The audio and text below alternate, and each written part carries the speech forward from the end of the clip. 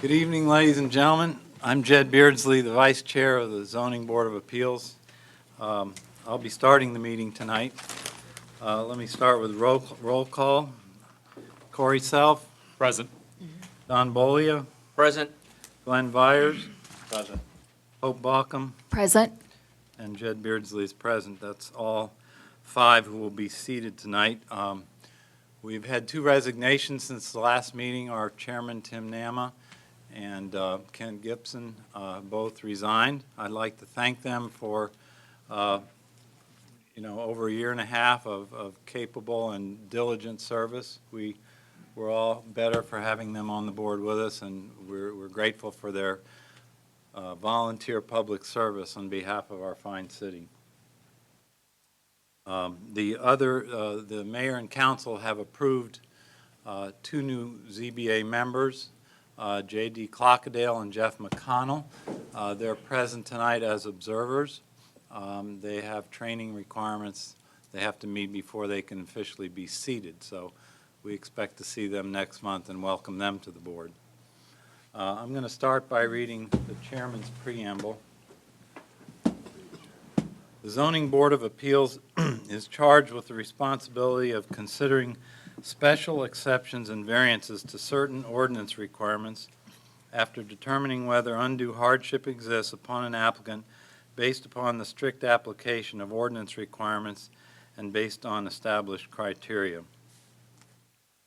In addition, the board has the power and duty to hear applications where it is alleged that an administrative official erred in a final order, requirement, or decision based on or made in the enforcement of the zoning ordinance, and we have one of those cases tonight. The Board of Zoning Appeals, the Zoning Board of Appeals, does not rezone property. Our board has no authority to grant variances for use, density, height, or to grant a variance in conflict with conditional zoning or a special land use permit. In addition, there are limitations on the board's authority to vary requirements to the sign ordinance. The board may not extend the time for temporary outdoor social, religious, entertainment, or recreation activity approved by the Community Development Director. Final decisions of the Board of Appeals may be appealed only by petitioning to the Superior Court of DeKalb County within 30 days after a decision is rendered. And I'd like to remind you that all the board members are uncompensated volunteers who are doing this work as a matter of public service. The first order of business is approval of the Zoning Board of Appeals work session meeting minutes of July 16, 2014. We all have a copy. Would anybody like to make a motion? I move that we adopt the minutes of the July 16th, 1914 meeting. Is there a second? Second. Is there any discussion? Hearing no discussion, I'll call for a vote. We have a motion and a second to approve the work session minutes from last month. All in favor, raise your hand. Aye. Aye. Any Against? Okay, the work session meeting minutes are approved unanimously. Next item is the approval of the regular meeting minutes from July 16th. Has everybody had a chance to look those over? Any discussion? Any comments? Vice Chairman, I move that we adopt the minutes of the July 16th, 2014 ZBA meeting. Thank you, Mr. Byers. Is there a second? I'll second. I have a matter of discussion on that. In the case ZBA 14-06, commonly referred to as the Walgreens case, I was a little surprised not to see in the minutes the numerous conditions that we imposed on each of those variances we approved. I spoke with the director about that. She stated that the minutes are not a verbatim transcript of the meeting, but she informed me that her procedure following cases is to issue a letter of confirmation of the requested variances in all cases. In this particular case, she issued a letter to G. Douglas Dillard dated August 12th, which we all have a copy of. I just want to draw your attention to that because what I'd like to do is mention as part of our approval of the minutes, that our approval of the minutes takes note of this letter of August 12th from Ms. Cannon to Mr. Dillard, which states the conditions of all those variance approvals, so that becomes part of the record. But I have I guess I'd like to hear a motion to add that to amend the motion. I will so motion. Is I it will no change second. Second? Okay. So we have a motion and a second to approve the minutes of the regular meeting of July 16th with the notation that the letter from Ms. Cannon to Mr. Dillard dated August 12th reciting the conditions of the approval of those variances is a matter of record as well. All in favor? Aye. Aye. Aye. Any opposed? Okay, hearing none, that motion carries unanimously.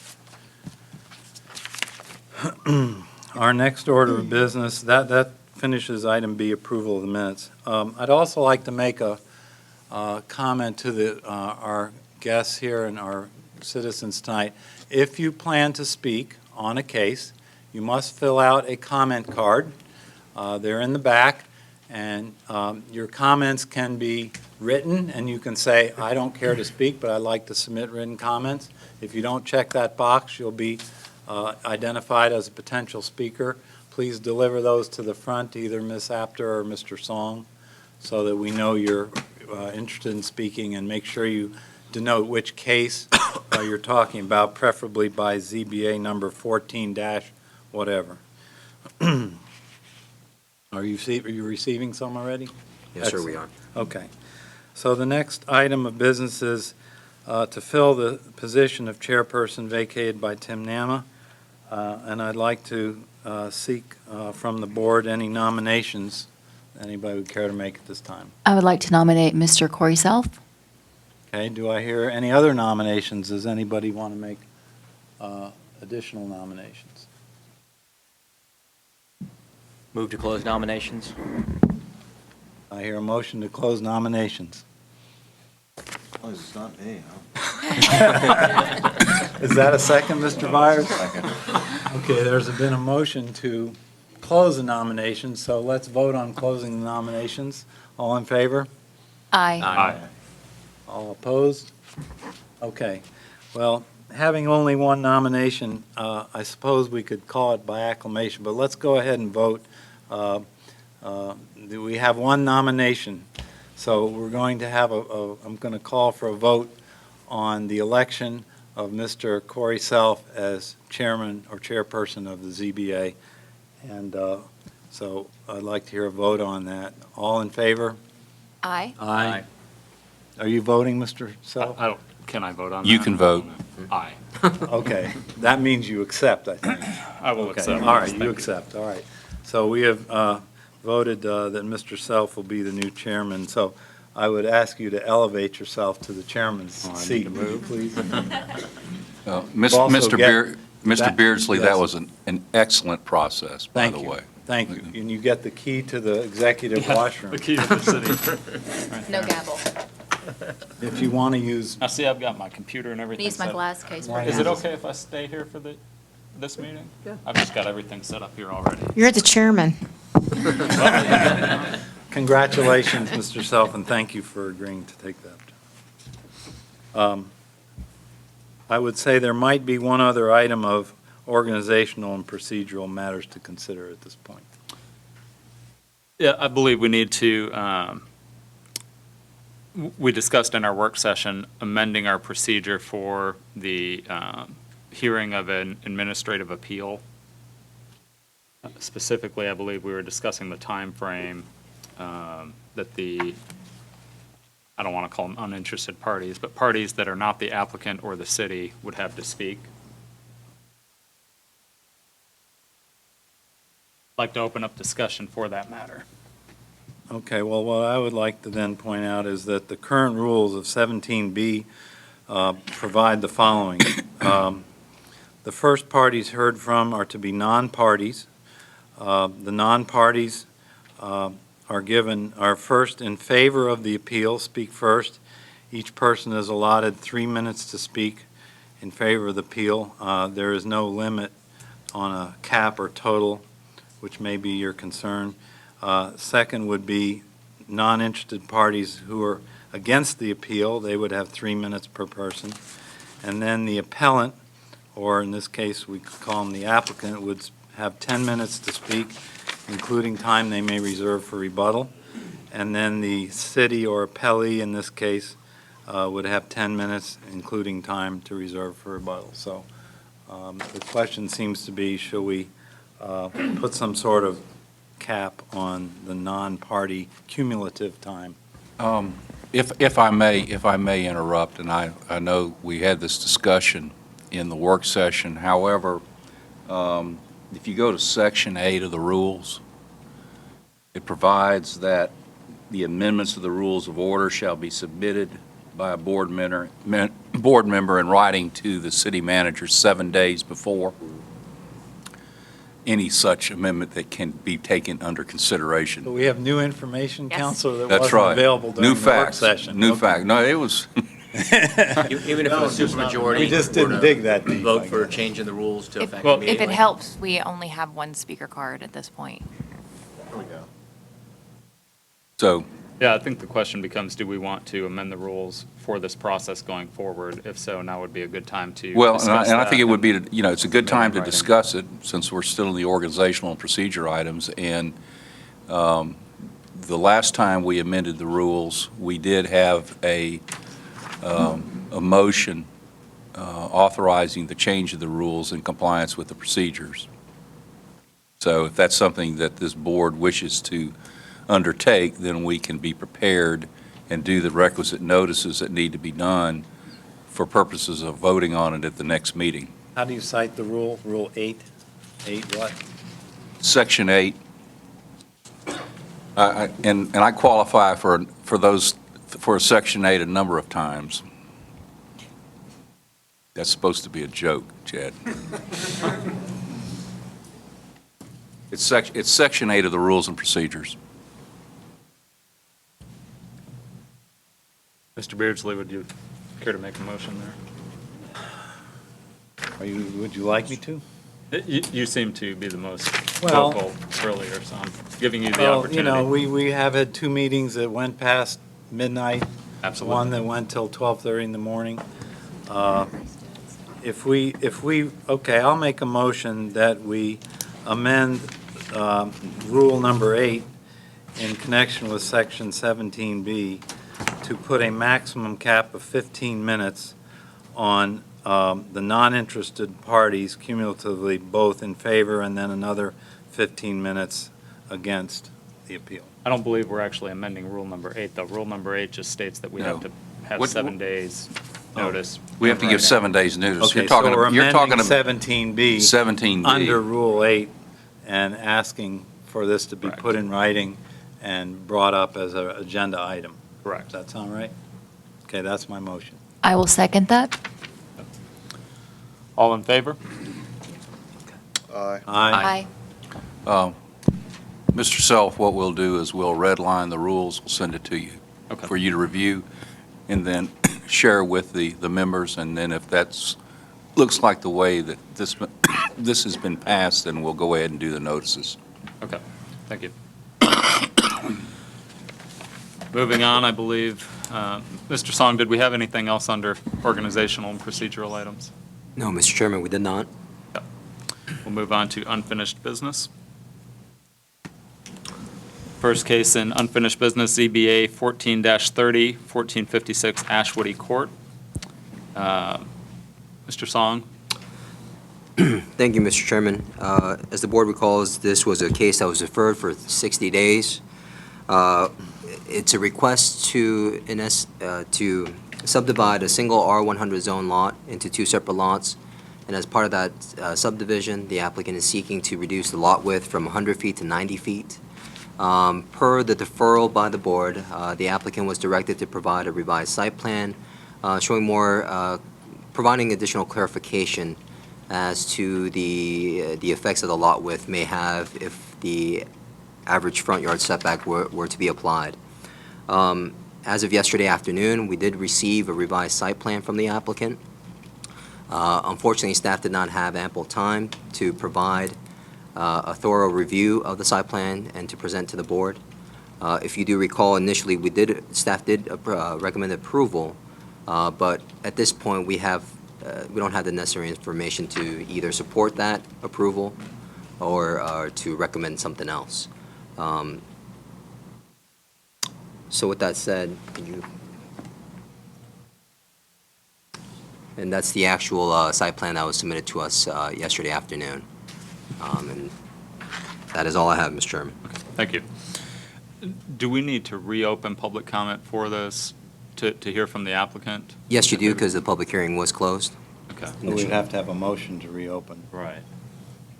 Does anyone feel the need to reopen I public don't. comment to hear from I'm the not going to applicant? move to reopen it, but. Then board discussion, is there any? We have comment cards on this one? No, all I have is the actual, oh, sorry, okay. Sorry. A lot to consider here. I apologize. I do have the applicant, I do have several, let me see, 1, 2, 3, 4. In that case, I move to open this public hearing. I do have 7 cards, speaker cards in opposition. I move to open public hearing. Do I I'll hear a second. Thank you. All in favor? Aye. All right. Let's, I think believe we we would have start some- with the applicant for any update. 10 minutes or 3 minutes? The applicant has 10 minutes. Mr. Dillard?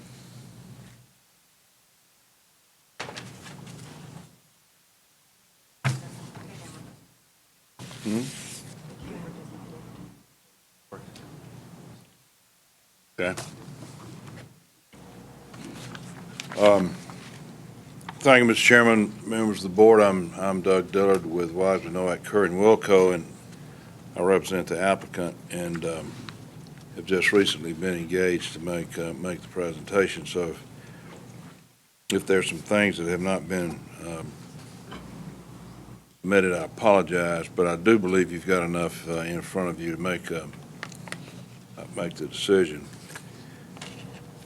This property is zoned R100, and it was subdivided years ago. It's over 34,000 square feet. As you know, R100 requires 1,500 square feet. This is on a cul-de-sac, and as a result, it's difficult to have the 100-foot frontage that is required under the R100. The subdivision proposes 18,197 square feet, or 0.42 acres on the lot 1, and then 16,403 square feet on others. So we fully meet the 15,000 square foot minimum. The only issue is the front yard width, which we're proposing go from 100 feet to 90 feet. And I can tell you that throughout DeKalb County, both in the incorporated and unincorporated areas, there are a lot of lots, particularly on cul-de-sacs, that have this situation.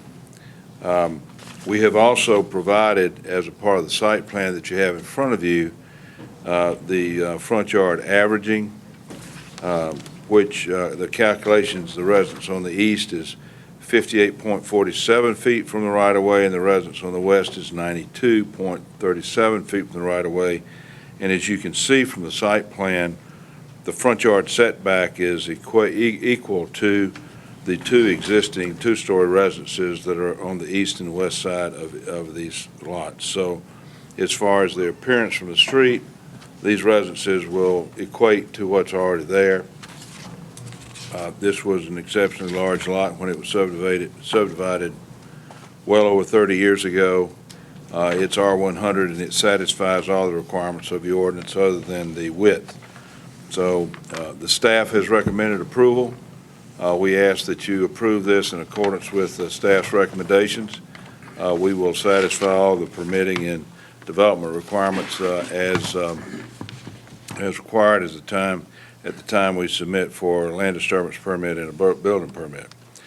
I also would point out that I have a letter from Madeline Spahn, who is the planning manager for DeKalb County Planning and Sustainability, and her statement here is that the R100 district is interpreted to require a 100-foot minimum street frontage along the right-of-way. The only exception would be a cul-de-sac with a minimum frontage of 35 feet, but maintaining a lot width of 100 feet at its building line.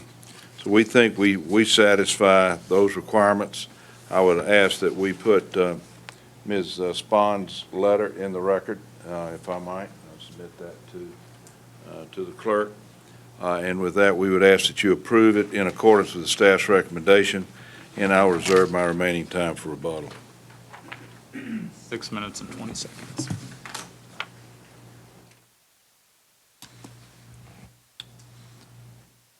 Mr. Song, I believe you indicated we had speaker cards. Are those in favor or opposition? We have no more speaker cards in support. Okay. We have, I believe, 7 in opposition, starting with Mr. David Hodge or Hooge? Hoagie.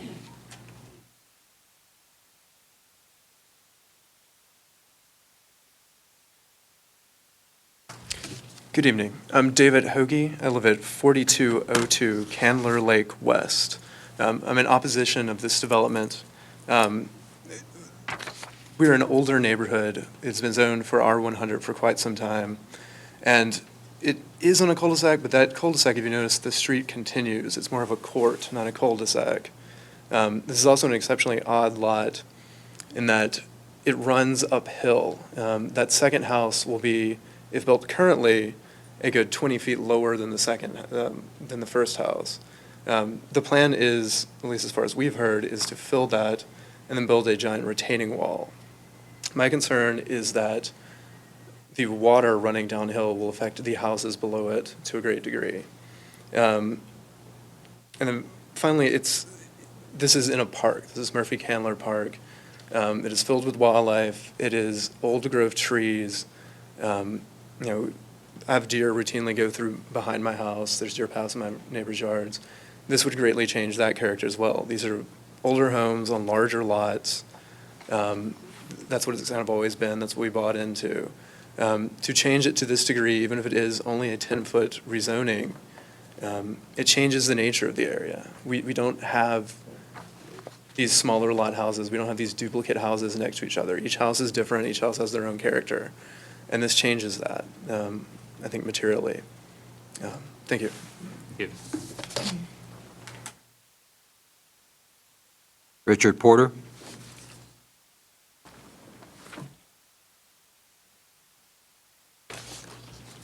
Hello, thank you. My name's Richard Porter. I live at 1444 Ashwoody Court, and I bought my house 18 years ago, and the name of the neighborhood is Oak Forest Hills, and the name fits because these are older houses, established trees on good-sized lots. For them to come Live in. next door to one of these lots? Yes. I'm on the I'm the one on the left. The one that's set back up and up high. Yes, I'm up higher. Well, 2 things. I think you're going to be setting bad precedent, not only just in our neighborhood, but all around Brookhaven, to change the zoning from 100 to 90 feet. And then the other thing is, that house is going, that lot is going to have to be cleared completely. And you're talking about taking down numerous mature trees, and I oppose it. Plus, it'll make it look more like a cluster home community. Thank you. Thank you. Thank you, Mr. Porter. Alan Cole?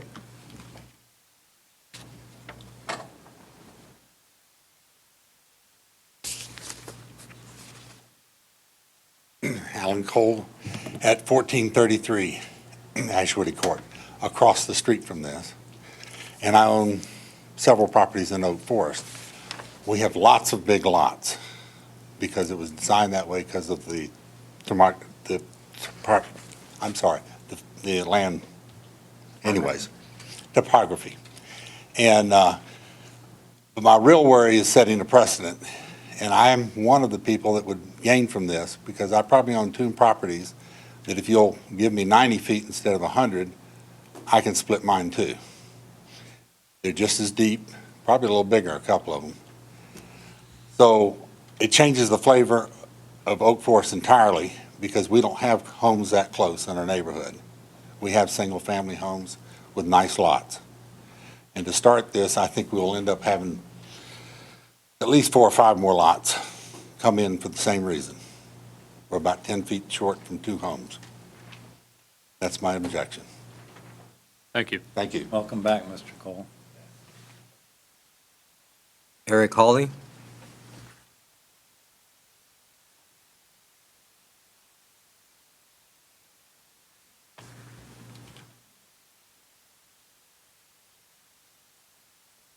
My name's Eric Hawley. I'm at 1478 Ashwoody Court.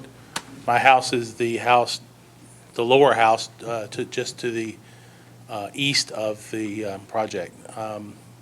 First of all, I'd like to emphasize that that is not a cul-de-sac. It's a through road. It was designed to be a cul-de-sac early on, but when the neighborhood was expanded, it's no longer a cul-de-sac. I'm probably the one who will be most impacted by this project. I have the objection of basically you have 100-year-old oak trees in this neighborhood, and they're probably going to take out 40 or 50 of them in this project. If you'll look at the topology lines, the drop from what they want for a front yard to my house is probably 25 feet, which means they're going to have to build a massive retaining wall, or they're going to have a massive hill at a 45-degree angle coming toward my house. I already have water issues in heavy rains with water running from my front yard around my house into my backyard, and there's a storm gully, I guess you would call it, that runs through my property, and it all runs into there. And I've already had to build little retaining walls to keep water from rushing around the corner of my house into my patio, okay? Which is now a deck with a room under it, and so it would be a disaster if I had mud and water rushing through there. And so if they build a retaining wall, which might help, now I'm staring at a 25-foot tall retaining wall to my west. I don't think anybody wants, right now I've got a nice mature forest, and that becomes a 25-foot retaining wall. And if that retaining wall blows out, or if they build a hill and I get water problems, who do I go to? Who will address my concerns? The developer, he finishes his work, he's gone. Is the new owner going to be responsible? Who's going to be responsible? And I don't think anyone has bothered to go out there and actually look at the property. I think somebody in a back office just drew these plans up, put these layouts of these houses on the lot, positioned them around to meet their needs, and that was it. They didn't bother to ever come out and look at the situation and see how much impact and how much fill that would have to be brought in to do this, and the impact of the neighboring properties. I think that pretty much sums up my objections. Thank you. Thank you, Mr. Hall. Noel Hoagie?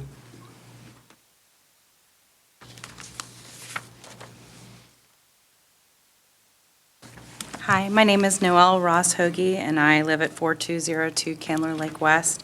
My property is also adjacent to this concerned property. It hits into my backyard because it's around the curb. I wanted to also, yes, once again, note that it's not a cul-de-sac, it is a through street. It's an eyebrow cul-de-sac. And I don't know how to do this, but I did take some pictures, just in case any of you are not familiar with the lot, of the deep ravine. I know they're planning on spending a lot of money on putting dirt to make a level lot, and to second and third and all sorts of things with the hydraulic issues. Oh, that's. You can pass, we'll pass them around. Basically the same, I just. Oh, the same picture? Almost, but just to show you, I mean, it's really hard to. Is this the existing house that would be torn That's down? the existing house. Okay. And there's a very deep ravine. It was very hard. I'm not a photographer. I'm not, so I apologize. It's not a fantastic picture or anything. But just to show you that there's a really deep ravine that they plan on leveling, which will provide enormous hydraulic ramifications for myself, Mr. Hawley, Mrs. Jakowski, who's not present because she is ill. And it's a big problem for me. The retaining wall is problematic to me. That's not something that I want a view of. I bought into this neighborhood, like my husband has already stated, to be in this community of the old growth woods, and I think that's really valuable, and that's taking away the character of the neighborhood by putting these two narrow lots with these homes on them. I also wanted to make note that the trees that are being purposed to leave, many of the trees in these McMansions that have been built, that have been left in these yards are often dying because they're not cared for while the construction is happening. And that's just a whole bunch of trees that are lined up to fall on my house, and that's not really my favorite either. I want the trees, but I want the privacy as well. That's one of the reasons I purchased in this neighborhood, to give my daughters that wonderful view of woods behind us. One of my biggest concerns as well is that Rockhaven, at the last meeting was mentioned, was supposed to reach out to the community, and they still haven't done that. Yes, we've had 2 meetings with Rockhaven's representative, their broker, but I have not seen the face of Rockhaven. I have received no letters of any kind from Rockhaven. Rockhaven put the homeowners in charge of reaching out to us. I recently met the homeowners, but I didn't even originally receive a letter, and I'm on an adjacent property. They've done nothing to make me feel good about them coming into our neighborhood and doing this. Thank you. Thank you. This speaker would not like to speak directly, but she did make a comment, Renee Hawley, that we'll put into the record. And lastly, we have Ashley Owen Avart. I'd like to move to give Miss Owen Hybart 2 extra minutes. Your second. Second? Hi, thanks. I live at 4210 Candler Lake West. I've asked to speak because I'd like to emphasize some of our concerns about the variance request that we're discussing. My first concern is that the whole community doesn't appear to have been adequately alerted as to the neighborhood meetings, nor the hearing process for this property today. The sign in front of the property still said the hearing date for this issue will occur on June 18th until less than a week ago. I believe it was Saturday. I learned of one neighborhood meeting to discuss the issue through a Facebook post for a mom's group and another from a text from a neighbor the night before. I feel like these were just sort of inside sources, and more public approaches to notification would have been important. My second concern is that we understand that if the variance is approved, topographical terrain changes to the property will follow legal regulations in regard to water runoff. However, for this particular property in this particular location, a much more thorough water study and plan is needed for several reasons. It's a very unusual property. It has ravine, as mentioned, in the front of the property, which seems to absorb a great deal of water by virtue of available surface area, vegetation, the sewer line inside of it, and obviously the increased velocity of water downhill following the changes. It's located on the side of the hill where multiple homes are located beneath of it. Our water runoff issue is actually a very delicate one already. Two of our neighbors who are located on this property already experience flooding in their yards during times of significant rainfall. General regulations for water runoff could be appropriate for a new development property. Other properties can be developed in ways consistent with the water pattern changes from one property, but ours is a very established neighborhood with a considerably greater risk of new water problems, and we don't deserve those types of problems. And last, ours is a neighborhood attractive specifically because of its large wooded lots. For most of us, it was a very significant factor in our choice to move to our current residencies. Allowing for a variance that would shrink the neighbors' lots will affect the appeal of our properties. The concern about the cluster home appearance is a consistent one throughout our neighborhood, and we're very unhappy with that prospect. Thanks for your time and attention. Thank you. And that will conclude all the speaker cards in opposition. I'm Renee Holly. May I say a word? We have 48 seconds left. Mr. Song, is Renee the applicant? Yeah, she noted that she did not wish to speak, but that's fine. Hi, I live at 1478 Ashwoody Court, Northeast.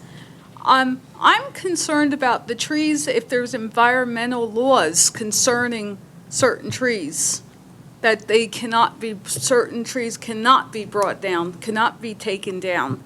And I think that needs to be looked at. Because not only do we have a lot of wildlife, but we have different kinds of trees. And you know how some animals are protected and you cannot touch their environment or just, thank you. You have 20 seconds if you want to finish this. Or disturb them. And I'm wondering if there's any, like I said, any trees on that property that cannot be touched per law. Thank you very much. Thank you. All right. I believe at this time, Mr. Song, we close public comment. Is that correct? Rebuttal. Actually, the rebuttal is sorry, available. Mr. Dillard. How could I forget? No, you're just excited about me coming back up. I'm going to call on the property owner at this point to have a few remarks, then I'll conclude. So my name is Chris Perrell. I'm the property owner. I'll be quick because I know that Doug wants to speak to some of the concerns. When I bought the house in 2002, I bought it for, a lot of the same reasons. I like trees, I like the house, I like the neighborhood. I've got kids going to Montgomery. I intend for the foreseeable future to keep them. I'm sorry, could you speak up? Oh, I'm sorry. Yeah, so I'm the property owner. You live in the I live in the house? property, yeah. I bought it in 2002. I've got children as well that go to Montgomery. I plan to keep them there for the foreseeable future, meaning I mean to reinvest in the neighborhood. When I bought the house in 2002, I received a letter from DeKalb County. Actually, the people I bought the house from had gotten this letter from DeKalb County stating that my lot had the sufficient frontage at the right-of-way and a sufficient amount of square footage such that I could divide the lot. So I've had this idea that this would be a real possibility at some point in the future. So now I've reached the time, in our lives, my wife and I, where we would really like to execute on what we always thought was possible. Additionally, just today I received an email, as Doug Dillard mentioned, from the DeKalb County Planning Manager, stating that in Section 27-146, which is talking about the lot width, the definition of lot width, that for lots that are not on a cul-de-sac, that the only requirement is to have 100 feet at the right-of-way and not at the building setback. The only time you need to have the width at the building setback is on a cul-de-sac. So I know we're not in DeKalb County. I understand that. I'm just, kind of trying to say that I have a little bit of a disconnect as far as, what changed in code. I couldn't find any overlays. I couldn't find any revisions to code that kind of clarify that something has changed. So I've kind of always had this idea that this is something we can do. So I just asked the board respectfully to consider all that in making their decision. Thank you. Thank you.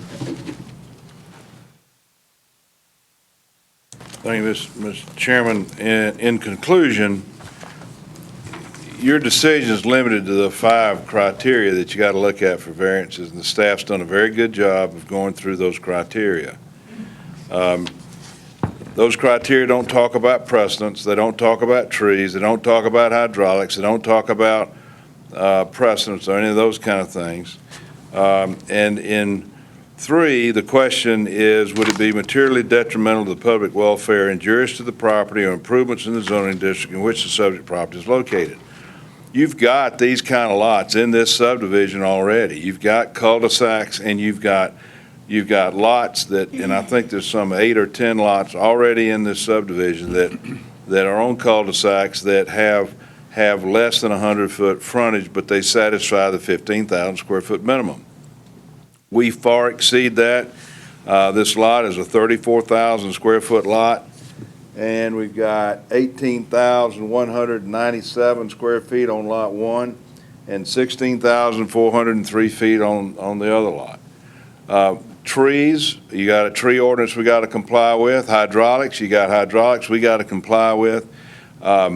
We are subject to the development regulations of your ordinances, and the staff's recommendation is approval, subject at the time of permitting that we comply with all that. We might have to do a hydraulic study. We might have to do a tree study because we've got to comply with your tree ordinance. We've got to do those things that your ordinance requires that we do, and we're prepared to comply with that.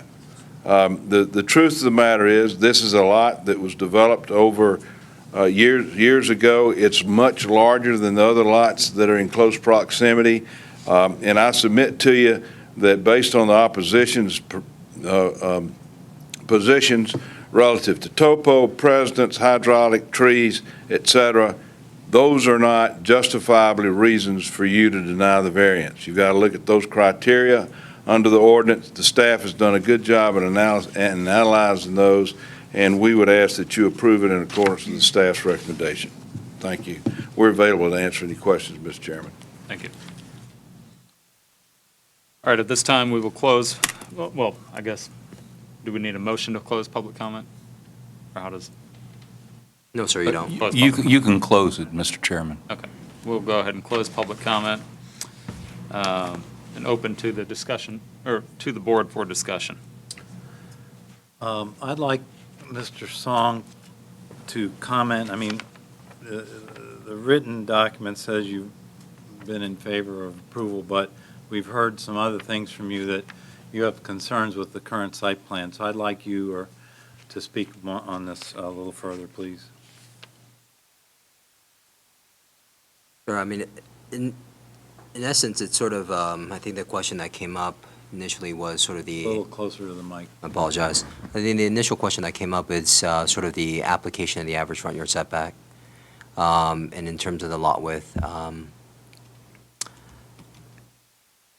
They're showing the lot width, in essence, off of the actual building setback line. Let me just take a closer look at the actual site plan that they initially submitted.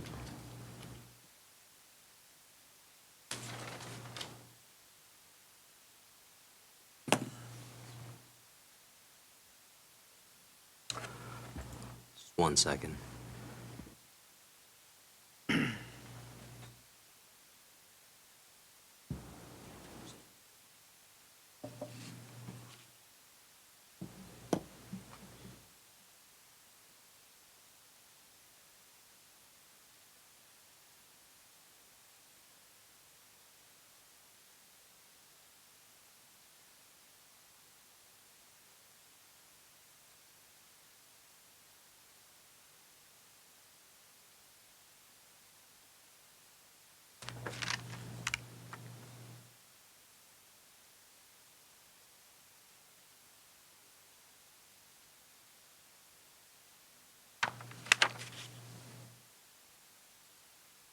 I apologize, needed some time for consultation.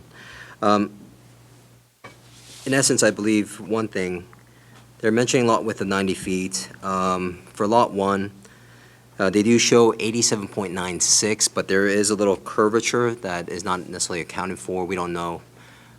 Staff would assume that it would equate to 90 feet based upon their request. And that was initially sort of based upon our measurement per the actual site plan. I know there was discussions in terms of the lot width and its measurement at the building setback line. That was another issue. But seeing that, again, our initial review and the staff's determination to approve was based on the fact that we didn't treat it as a cul-de-sac. But without, and even if we were not to look at it as a cul-de-sac, they would technically meet, based on the curvature of that frontage, the necessary distance, you could say. So in essence, even with the site plan, even with the application, the average setback, and re-looking at the actual requirement of the zoning district for R100 and the lot width requirement, based upon, again, we didn't have much time to review this, but if we're talking about the initial site plan that was submitted, I believe staff could move forward with the recommendation approval.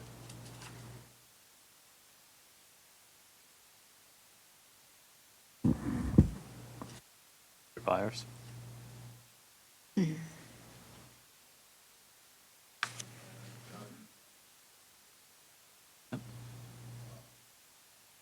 Does the site plan describe impervious surface? It doesn't show driveway, it doesn't show decks. No, it doesn't. And in this case, it's purely based on lot width. Anything else the applicant has not seeked in terms of a variance would typically, we would take it as that they would comply with the requirements of the zoning district. Mr. Song, the thing that strikes me with this application is something I actually noticed as Mr. Dillard was educating us on how they have to meet all 5 criteria. In number 4, a literal interpretation, strict application of the applicable provisions or requirements of this chapter would cause undue and unnecessary hardship, not merely impose a casual discretionary inconvenience upon the applicant or his/her assigns. And the staff comment there reads, "The strict application of the zoning ordinance may impose an inconvenience." It doesn't talk about a hardship at all. I'm struggling a little bit with where there is a hardship in this case, other than possibly an economic one. Can you elaborate on that comment, on that staff comment? In terms of staff, I mean, in essence, the way sort of we've described the criteria to the board previously in work session training, the way staff looks at it as a whole as well, it's objective. But in terms of staff's perspective, we want to be objective in terms of what has been submitted before us. In terms of the other criteria, we were able to provide some type of justification for the request. In all honesty, I mean, there's no other explanation for the fact that we're stating what we saw on the site plan in relation to criteria number 4.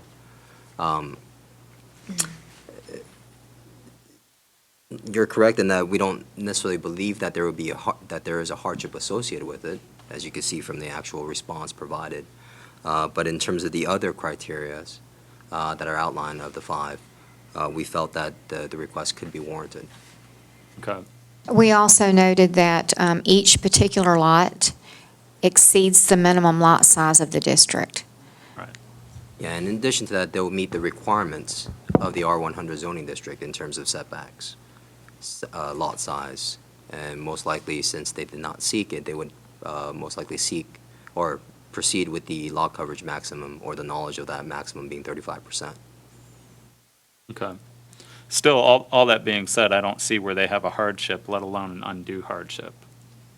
So based on Mr. Dillard's own presentation here, I'm struggling with how you guys got to a position of we should view this favorably. Yeah, and we had discussions back and forth. And, we talk about, I understand the language provided in the ordinance. It talks about all criteria. But I think we sort of discussed that during the work session trainings, that although it states all in terms of the language provided in the ordinance, again, I don't necessarily want to go out of line here, but in terms of staff's perspective, we treat each individual criteria on its own merit and state the facts that's been presented before us. Like I said, in terms of the cumulative review of all the criteria listed of the 5, this is the only one that we felt that, again, in an honest assessment, yes, there would not be a hardship specific to answering to that question, condition number or criteria number 4. But in terms of criteria 1, 2, 3, and 5, we felt that it would be appropriate. And again, in addition to the fact that they would meet all the requirements of the R100 zoning district minus the lot width. But I understand what you're saying in terms of hardship.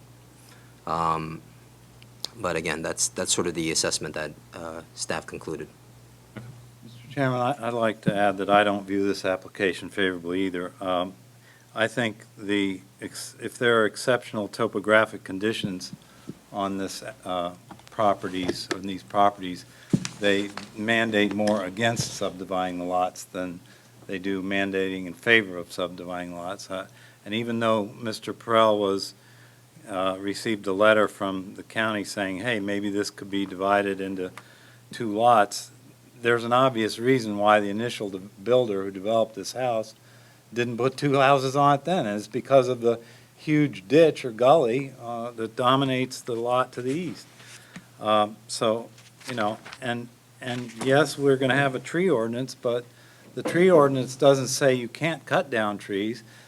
There are very few limits on what you can cut down. There are actually recompense provisions that if you cut down a lot of trees, you'll have to buy mitigation or put into a city fund, but that doesn't save 100-year-old oak trees. So, I mean, I just looked at this and went, that doesn't look like a developable lot to me, and that's just common sense gut reaction, and that's why I'm against it. Mr. Song, you stated you only received this site plan recently. Would you feel more comfortable with your recommendation, or not recommending, depending on further review or study? Would you feel more comfortable having more time to review the site plan? Again, yes, we received the site plan yesterday afternoon. Just taking into consideration everything that's been sort of presented by the applicant, by opposition, more so by the specific language provided in our ordinance related to lot width. Staff would have some, I don't necessarily know if it would require additional time to review. And again, this is just based on the presentations that I've heard from the applicant. You haven't been able to verify the site plan. In terms of average setback and so forth, I understand they provide a calculation and they essentially would have to meet that requirement. But specifically based upon the request, which is for the reduction of the lot width from 100 to 90 to 100 feet to 90 feet.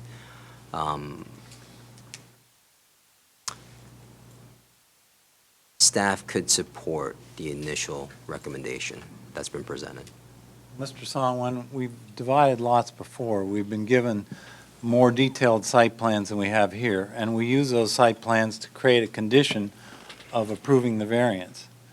And it seems like we have a lot less on the site plan than we normally have, and therefore the conditions of our variance to a site plan are almost meaningless were we to add that, because it's so skeletal. Sure. They just said, yeah, we could build a side entry garage house here, it wouldn't be real wide, but, you know. Right. I mean, you are correct in in terms of your statement there, in terms of more robust, or the board being provided with more robust of a site plan in other instances.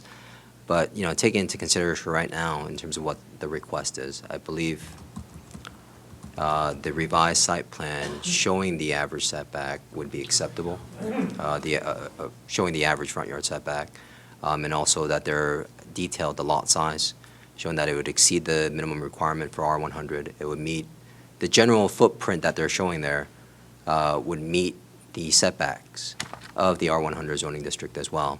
In essence, like I said, regardless if they showed us the average setback on the site plan or not, that would be applicable at time of the building permit submittal. In addition to that, the lot coverage calculations as well. If I may, it's certainly the board's prerogative to defer. It's the board's prerogative to approve, subject to meeting average front yard setback and with a stipulation on lot width. And it's certainly the board's prerogative to deny. Ms. Baldwin. In speaking of criteria, I'm in agreement with you, Mr. Chairman, and Mr. Beardsley. I'm having difficulty with it meeting criteria number 1. I believe to Mr. Beardsley's point, if there's anything about the topography, it would prevent it from being sliced into 2 lots because of the big gully that it has. And I'm having a lot of difficulty understanding the hardship that is imposed by not granting the variance.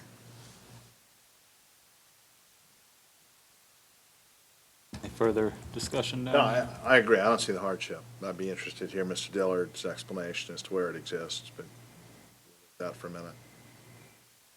Would you like to ask him? I want to find, I want to hear what he said. Is it time, or I thought we were just? Yeah. Yeah, We can ask questions. Okay. Mr. Dillard, Yeah. Mr. Byers has a question for you, please. Could you help us understand what the hardship is here that justifies the granting of the variance? Hardship is, I've got a lot that's 34,000 square feet. I don't have to have but 15. Everybody else in the neighborhood, except for 8 other lots, are at 15,000. You're making me provide a lot that's twice as big as anybody else in the neighborhood. That's not just an economic hardship, it's a physical hardship, and it's a taking of a valuable property right that I don't think this board of this city's got the right to do. But wasn't. Now, the hardship can't be just economic. I understand that, okay? It can't be just financial. But the truth of the matter is, why should I, as a property owner, provide a lot that's twice as big as any lot in the neighborhood? But didn't the property owner buy it at that size? Wait just a minute. The question is, what is the zoning? What are the minimum setbacks? What are the minimum lot sizes? Can I satisfy those? And why can't I subdivide? The only reason I can't subdivide is because the property is on a cul-de-sac. It was certainly designed that way. There are eyebrow subdivisions or in streets throughout not only this neighborhood, but other neighborhoods throughout Brookhaven and North DeKalb County that are allowed to build 15,000 square foot minimum lots on an eyebrow subdivision. And so there were topographic issues to do that. The topography here, okay, is whatever it is, and the topography can be dealt with from a hydraulic standpoint, from a buffering standpoint. As a matter of fact, the back 40 feet of this property would be left as an undisturbed buffer. So the hardship here is that this property owner is not being treated as other property owners, the majority of the other property owners in this subdivision. This subdivision, as you well know, was developed over 30 years ago. How can you justify letting this particular property owner provide a 34,000 square foot lot when a majority of the other lots are 15,000 or around that, substantially smaller in size? How can you justify requiring that they do that when everybody else has got a smaller lot? Particularly when you can't show how the public health, safety, and welfare is being protected by requiring this particular property owner to require a 34,000 square foot lot when everybody else has got 15,000. So the hardship is, it's a burden on this particular property owner because he can't have the benefit of the other economic and size of other lots that are located in the subdivision. But didn't he purchase it? That's not justified. That doesn't matter. In all due respect, Mr. Commissioner, that's not the issue. The issue is whether or not he complies with zoning regulations and whether or not the zoning regulations impose on him a burden that's not otherwise suffered by other people similarly situated in the neighborhood. This particular property owner is having a burden that other property owners don't have. It's not self-imposed by him. Yeah, he bought it the way it was, but that doesn't mean he doesn't have the right to come in and achieve what other property owners within the neighborhood otherwise have. Hold on, Mr. Dillard. It seems to me that he has another alternative to subdivide the lots. He could create 2 lots, one in R100 and one in R75, and go to the zoning board go to the planning commission and the mayor to rezone one of those lots R75. That would be an alternative to subdividing into 2 lots, would it not? Technically, couldn't he do that? That's an alternative, but he doesn't have to do that because he's got 34,000 square feet. There's no need to make him, and you well know, try to go do an R75 lot in an R100 neighborhood anywhere in North DeKalb County ain't happening. I'm just Okay. saying, legally, it's an alternative. It's a legal alternative, but it's not practical, nor is it right to require that they go forward and do that kind of zoning that's inconsistent with the zonings in surrounding nearby properties when he doesn't have to do that. And there's precedent in this neighborhood. You got 8 lots already that have less than 100-foot frontage. So the hardship is the fact he's not being treated equal with other properties similarly situated. Were those 8 lots that you just referred to, had they been subdivided as he's requiring or requesting? Yeah, I mean, they've got less than 100-foot frontage. No, but that's different. I mean, did they start out that way and then they cut them in half? or- I don't know, but I mean, they exist. I don't know when they were done. Mr. Dillard, I'm looking at a GIS map of the neighborhood, and, I can see some lots that do appear to be significantly more narrow than other properties.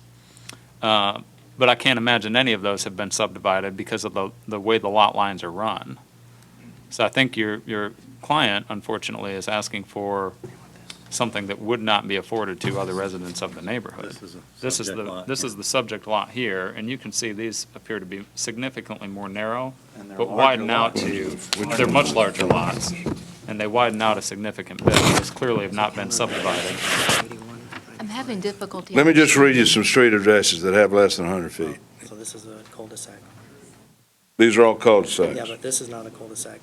Kenner Lake West, 95, Kenner Lake West, 81, the house across. I'll the- let you read. I've just recently gotten in, so I'm going to let him. So the house directly across the street from me has 98. There are 3 here on Kenner Lake West that have got 95 and 81 respectively. Ashford Dunwoody Road I included. I had a perimeter kind of square from West Nancy Creek to 285. So you're saying that they purchased those lots and they were able to subdivide them? I have no way of knowing. All I know is what is on GIS and the tax data that's available today, as far as what people have today for frontage and acreage. Your lot is one tax parcel right now? Correct. I would submit to the board that in cases we've seen in the past where we have subdivided the lot, generally speaking, it was originally platted as 2 separate lots. DeKalb County came in and said, it's a common owner, we're going to combine those 2 lots. Right. And we've allowed them to reseparate those lots to the original 2 platted lots. This case is very, very different from that. I'd like to call the question. I'm having difficulty understanding how you purchase a home with a certain square footage and that suddenly becomes a hardship because you have a much larger lot than everyone else in the I neighborhood. do not disagree with that. Can I just respond to that? You don't waive your right. Mr. Dillard, I don't believe a question was asked at the moment. Thank you. Mr. Beardsley, I believe I heard you say you wanted to call the question. I'd like to close I move to close the board discussion. We need to move for that? Well, I think he can move to call a question on the matter. You can make a motion however you wish to make, Mr. It's Beardsley. the same thing. Okay. I move to close the board discussion for the purpose of calling for a vote. And I heard a second. All right, all in favor? Aye. Aye. Board discussion is closed. I am looking for a motion.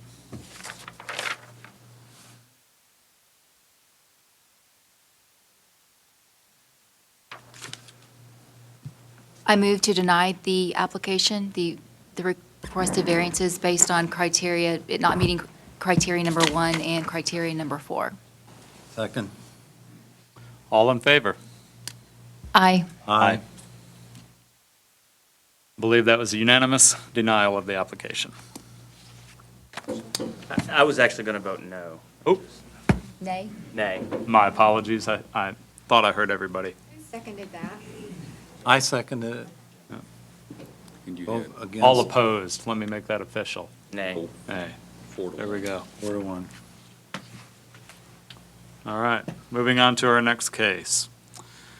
We have ZBA 14-38, Stanley G. Hill, variance from section 27-728.15.12F3 of the zoning ordinance to construct a standalone ATM kiosk at 3994 Peachtree Road. Thank you, Mr. Chairman. The request was made by Stanley G. Hill in regards to constructing a standalone ATM kiosk at the former Harris Teeter Shopping Center, which is located within the overlay. They did, excuse me, the applicant was deferred for 30 days. The applicant did submit revised site plan, revised building elevation, and a revised letter of intent on July 23rd, which we have included in the packet. The revised elevation would show that now that the applicant's proposed standalone ATM kiosk would be in compliance with the overlay district requirements in terms of building materials. In regards to the revised site plan, which is up on the screen, would show that the location of the ATM would still remain the same, currently set back 48, or proposed to be set back 48.2 feet from the property line. Per the overlay district requirement, structures are encouraged to be located no greater than 20 feet setback from the property line. The applicant, in their revised letter of intent, requested to include that additional variance. Unfortunately, the deferral was based on a single variance application, which was to eliminate the requirement for a two-story structure. In order for the applicant to proceed with the additional variance request, in essence, they would have to essentially request for withdrawal without prejudice and to proceed with the process all over again. Thank you. Thank you. Do we have any comment cards? We do, and I believe they're both well, one's the applicant, I believe the other card is in support, if I'm correct. So the applicant, Stanley Hill. Could proceed. Do I hear a motion to reopen public comment? This case was deferred, so we don't have to do that. Correct, the public hearing has already been held and closed. I'd like to move to reopen public comment. Do I hear a second? Sure, second. Okay. Vote. All in favor? Aye. Aye. All opposed? Nay. Public comment will remain closed. Board discussion. For the discussion period, we can still ask the applicant a question. We can, yes. Okay. If they So, spoke originally, yes. Since you're back, thank you. Do you understand Mr. Song's comments about your proposed distance of the ATM from the street and how it is not currently overlay compliant? Yes, and we've actually, in the last month, went about to address the comments, and we can address that. And I'm Stanley Hill, and this is Erica Kaga, came down from South Carolina for Bank of America. And so when we received the comments just before the last meeting, we realized we needed time to address them, and so we appreciate that time. And as for the comments, the facade, we changed to meet the code. We actually added an ADA path to the sidewalks for the ATM, but at that time, we weren't aware of the maximum 20-foot setback. And so Eric is willing to go and talk with the landowner to move within the setbacks, so we won't need that variance. And so the only variance that we would ask for is for the 2 stories. Being an ATM, we couldn't meet that. So you're satisfied with just the one variance request? Yes, sir. You're willing to move it basically to the other side of the parking lane? Yes, sir. You just don't know if the owner will agree to that? We think he will, but. We've already had a preliminary discussion with him as of last week, and they were willing to consider the option as long as we show them a site plan. Isn't the owner Diversified Developers Yes. Realty? Other questions, concerns from the board? No, I guess my question was, in the original staff report, there's a comment that indicated that there's no reason essentially the ATM couldn't be located inside of a primary structure already existing. The building is currently fully leased. The big anchor space is vacant, but Kroger does lease that space. They pay on it and they maintain that lease. There is no space within that structure for us to go. Well, you know, they're talking about a walk-up ATM. There's no drive-through capability. All the customers who use the ATM would have to park in an existing, they might lose one or two parking places to build it, which that's up to the developer, and that's not a parking. It seems pretty harmless to me. I'm willing to, I'm in favor of it. I don't see any harm to anybody.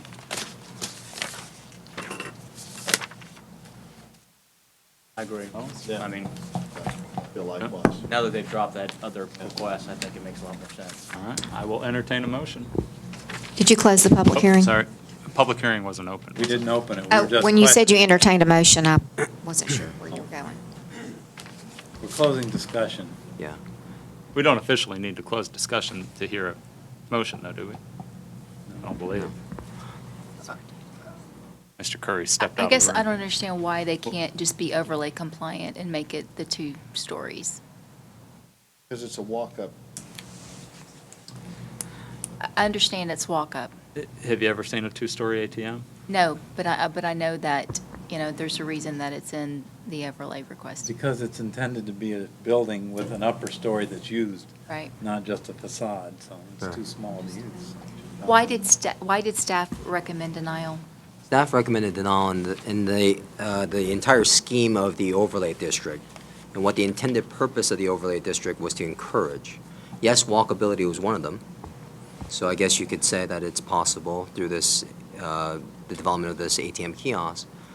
But in addition to that, it's more of a mixed-use component, mixed-use development that was to sort of oversee in terms of the application and the development towards the future of the areas designated as the overlay district. So a continuous movement of these individual kiosks, not necessarily taking into consideration the entire intent of the overlay, we felt that it was not compliant with the sort of, again, I believe we mentioned, let me just check real quick. We mentioned that it's not consistent with the intent and purpose of the zoning ordinance, again, specifically due to the fact that it doesn't comply with the intended design aspects of the overlay district. But if somebody wanted to redevelop that property, an ATM kiosk isn't going to stand and cause it to be unable to be redeveloped. Sure. Even if they had a ground lease for a pad this big, they could build around that. And even if they decided to comply with the overlay and built a 2-story kiosk, it could still be, again, it's not a big investment. It would be knocked down if Sure. someone was going to redevelop. In all honesty, it's not necessarily based on this, the way staff is looking at it, it's not this sort of stagnant one point in time type of vision. It's more of a overall vision and the overall intent, and what the encouraging factor would be if someone was to see an actual standalone kiosk go there. Who's to say someone else may not approach us with a similar request within the overlay? There is a determined intent per this LCI process Right. that created this overlay district. We I understand. I don't think that the staff could take any position other than it did. Right. And that's why we're here. That's right. So let's vote to approve this. Okay. If we could, Mr. Chairman, to the extent that we have opened the hearing, we need to close it before you move to vote. Okay, before we go ahead and do that, looking through the 5 criteria, I just want to encourage the board to consider, do we actually meet all 5 of the criteria? The exceptional narrowness, shallowness, shape of a specific lot, topographic issues. I don't know that I see any of that there. Those don't really apply. It's just not a standard that applies to building an ATM kiosk. Well, and that's the question, is does that need to apply when it is one of our criteria? Mr. Chairman, we don't have Mr. Mayor here, we don't have Mr. Porter here, we don't have the BPCA here objecting to I this. saw Mr. Porter earlier, did Well, he step out? I don't hear any objection to this. All right. Let's I don't, move on. I move to Okay, call fair the enough. question, let's move on. I will entertain a motion. Oh, let me go ahead and close board discussion. I see Emily giving me the eye. I will entertain a motion. I move we approve this variance request. And hold on. There are no conditions. Subject to, There's no conditions. No. They voted to deny. You don't want to it, add so- any conditions? Well, subject, okay. That's uncharacteristic. of Okay, Mr. Beardsley. subject to compliance with,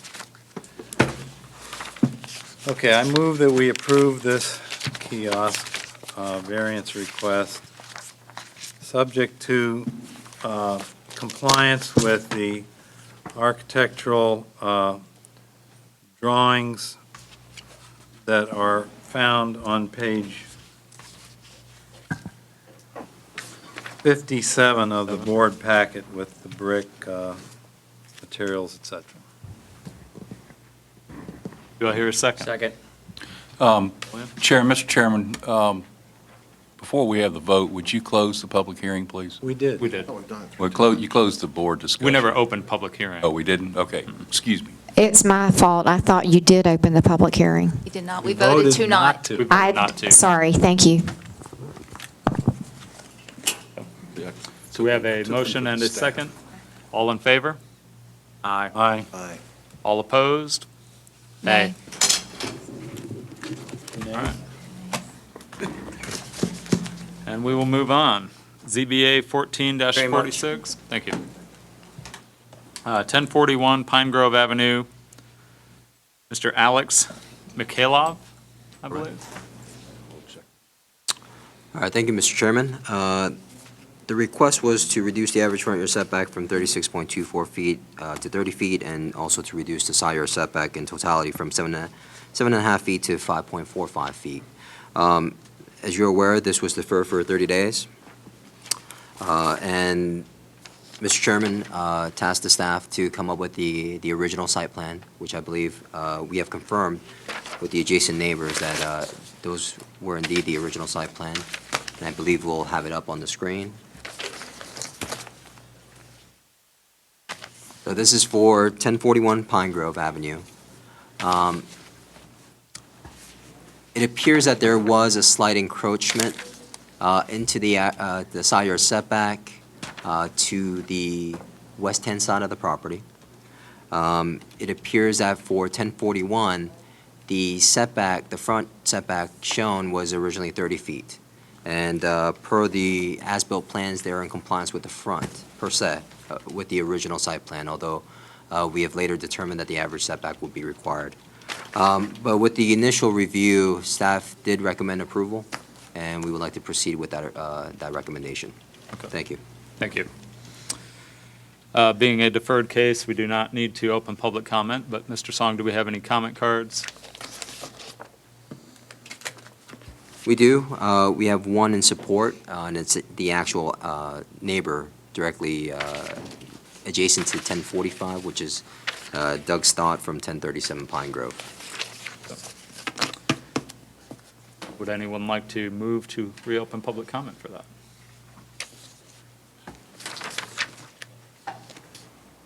All right, hearing no motion, we will move along and open board discussion. That person submitted in writing, so we know how they feel. I have a question, Mr. Song.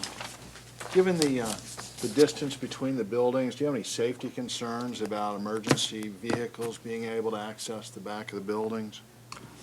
In this particular case, and being somewhat, I could comfortably say familiar with the site, I believe there's ample room in between the buildings. How much room is there?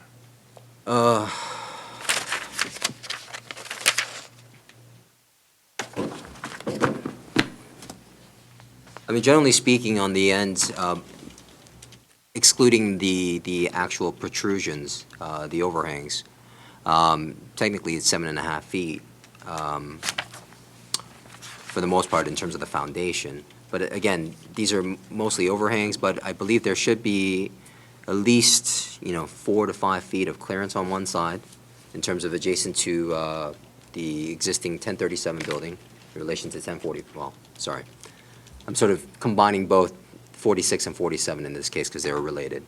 So 1045, 1041, in essence, in between those two structures, I believe there's probably a good clearance of possibly 10 feet in between the homes. What Down happens the to the build center. fence? Pardon? What happens to the build fence to separate the two properties? That's definitely a possibility. It depends on where they would actually begin the fence in relation to how far it extends to the rear. But with that said, even with the fence, there should still be room where they could access on each side.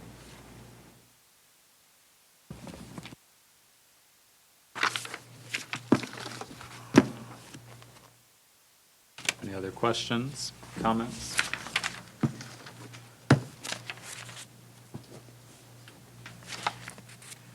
Because I'm curious, are the neighbors present that verified that this was the original site plan? Yes, sir.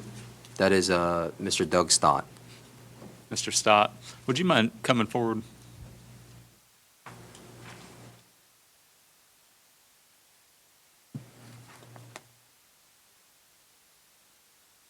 I would just like to verify with you, I don't see anywhere on the site plan where it's actually signed off. Where it's what? Where it's signed off as Right. approved by the city. And I believe No, this is- a lot of that reliance is on your recollection. I'd like to verify with you personally that this is what you recognize as the original site plan that should have been built. This is the original site plan that the, the first builder, Mr. McIleff's first builder, supplied to me on my request. Back, this was probably in April 2013. And I think that at least what Mr. Song has said is that something was approved in May of 2013. I think that was on the original packet of materials that accompanied this application. But I was never told that this was an approved site plan. And I've never seen, I have never seen a stamped site plan for this city. And if I understand correctly, there was some irregularities when Brookhaven's initial staff, planning staff, was no longer the planning staff, and the new ones came on, that either materials got lost or something else happened. And if I understand correctly, there are no stamped site plans for this property that I have been able to see. And if I understand the owner correctly, the ones that he had that he put in the box as required out front were stolen. So it was the perfect storm, I guess, if you're looking for the original approved, city-approved site plan. I've never seen one, and I don't think anyone has one. Okay. If I understand correctly. Okay, thank you. Thank you. Mr. Mikhailov, I ask you to come up as well.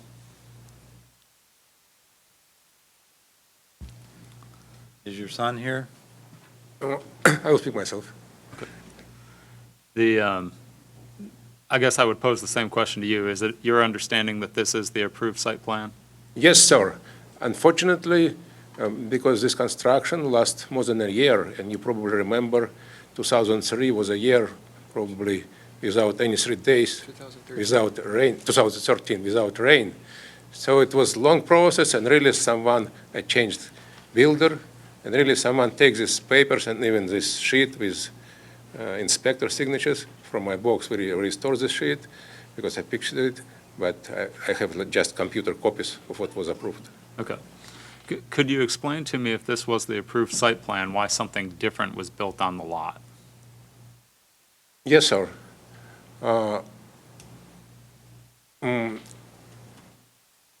As to the setbacks we apply, this is 1041? This is 1041.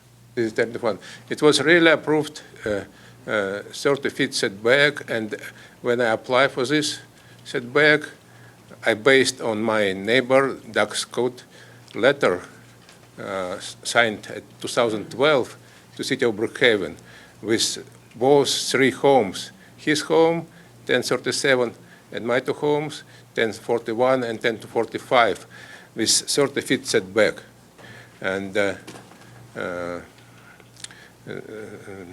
that's why we did our drawings according to this letter, which was approved by city at that time. Okay, but then why was something different actually built? Actually, what do you mean something different?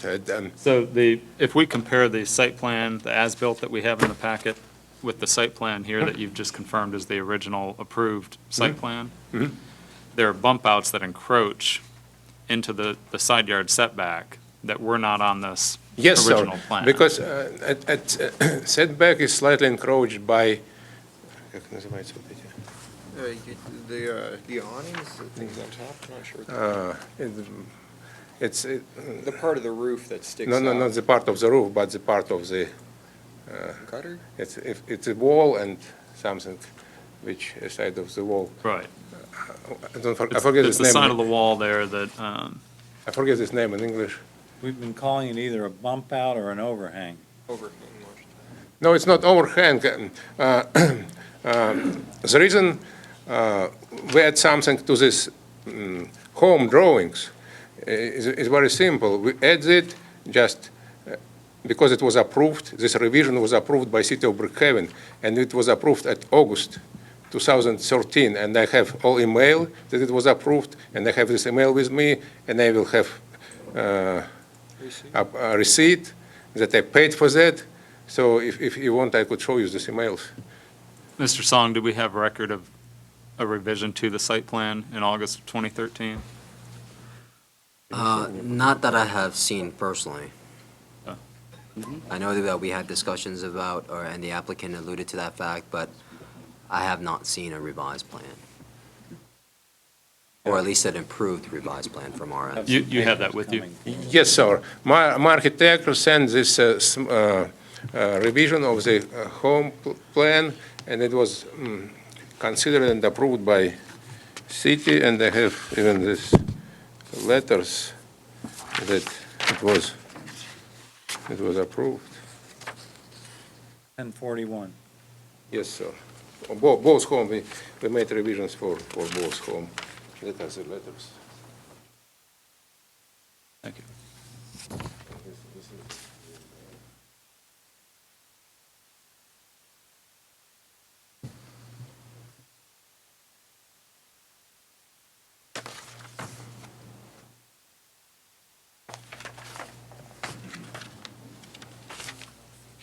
Not at all.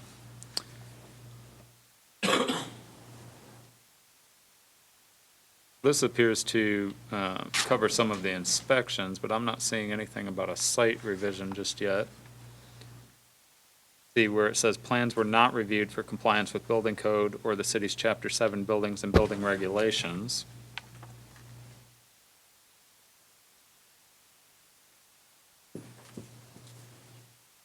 I see where you've changed the contact for the contractor. I don't see anything in here, though, that seems to indicate that the actual site plan has been revised. We add to the home, so named, I remember now, this cantilevers, and that was the issue, because these cantilevers, they slightly encroach side setback. Right. And this is and the new drawings with cantilevers, I have these drawings at my computer, and architecture could mail these drawings to the city, but unfortunately, these stamped copies, which I printed and keep it construction box, they were taken. Probably it was not stole, but someone taken it during this long process, and just I have computer copies. Okay. You know, I'll tell you where I fall out on this is that you may be just a very unlucky person that the city lost your plans showing what was approved. You've lost your plans showing what was approved out of the box, perhaps not through any fault of your own. But the plans are all lost. You've got plans that we believe to be the originally approved plans, but we don't really know. And you've got houses that are sitting there that don't agree to those plans. This doesn't show any kind of revision to that. I'm very leery of granting a variance for the cantilevers for the sole purpose that I don't want to send a message to any builder in Brookhaven that you can get a set of plans, get a permit, go and build something different, and get away with that. So I'm a little perplexed as to what to do with this one, quite frankly. I'd love to hear from other board members. Driving through the neighborhood, I didn't see any similar cantilever construction designs that you could say that this doesn't grant a special privilege. Doesn't grant a special You- privilege? you- I'm saying that maybe it's a double negative, but it would appear to grant a special privilege because there are no similar designs Right. along on the street. I wanted to make sure I understood you correctly. And my problem is I don't see, there's no evidence there's a hardship that wasn't created by the builder. Agree. The hardship may be on the owner, who had unfortunate builders. I also am uncomfortable with, maybe the financial damage Mr. Michaela might suffer without the variance. And now that the neighbors, Mr. Stott has submitted in writing, the next door neighbors are not objecting any longer, provided they get, drainage and stormwater protection. I'm undecided. I'm just on the middle of the fence, so to speak. I'm hoping to hear some more. I'm inclined to agree with Corey, or our new chairman. I think. You can call me Corey. Yeah. I'm disappointed we just don't have plans. I mean, in every other instance, there's generally a record where you're able to go from point A to point B, or to Z, and they're just not here. And I agree, if a building's being built not in accordance with the plans, I'd certainly be disinclined to want to grant a variance to the builder in that circumstance. I just don't know that happened. The builder who built this is not here. All right, but No, quite but it's frankly, the I owner. don't, At the end of the day, it's the owner, it's his property. And this was not a project that was a DeKalb County project. This was permitted from the day one by the city of Brookhaven. So I don't understand why the but city it appears something else was permitted from what was built. appears, but even the city can't. I'll tell you what I had hoped to see was I had hoped to see that we could say, yes, the city permitted plans that agree to what was built there, and therefore I could see where you might have a hardship. I don't see that being the case. Why doesn't the city have? Because the city doesn't require plans. The city just says, we've got a site plan, but you don't have a site plan. Well, I mean, Yeah, I mean, this is not an excuse by any means. I can't necessarily talk to the fact of, or talk to and provide the information as to what was initially required at that time when the applicant submitted for this building permit. I could tell you and account to the fact that the process is entirely different now, as you could see from all the site plans that are submitted as part of the ZBA, in terms of any building permits that we would like, if you request of us, we are able to reproduce.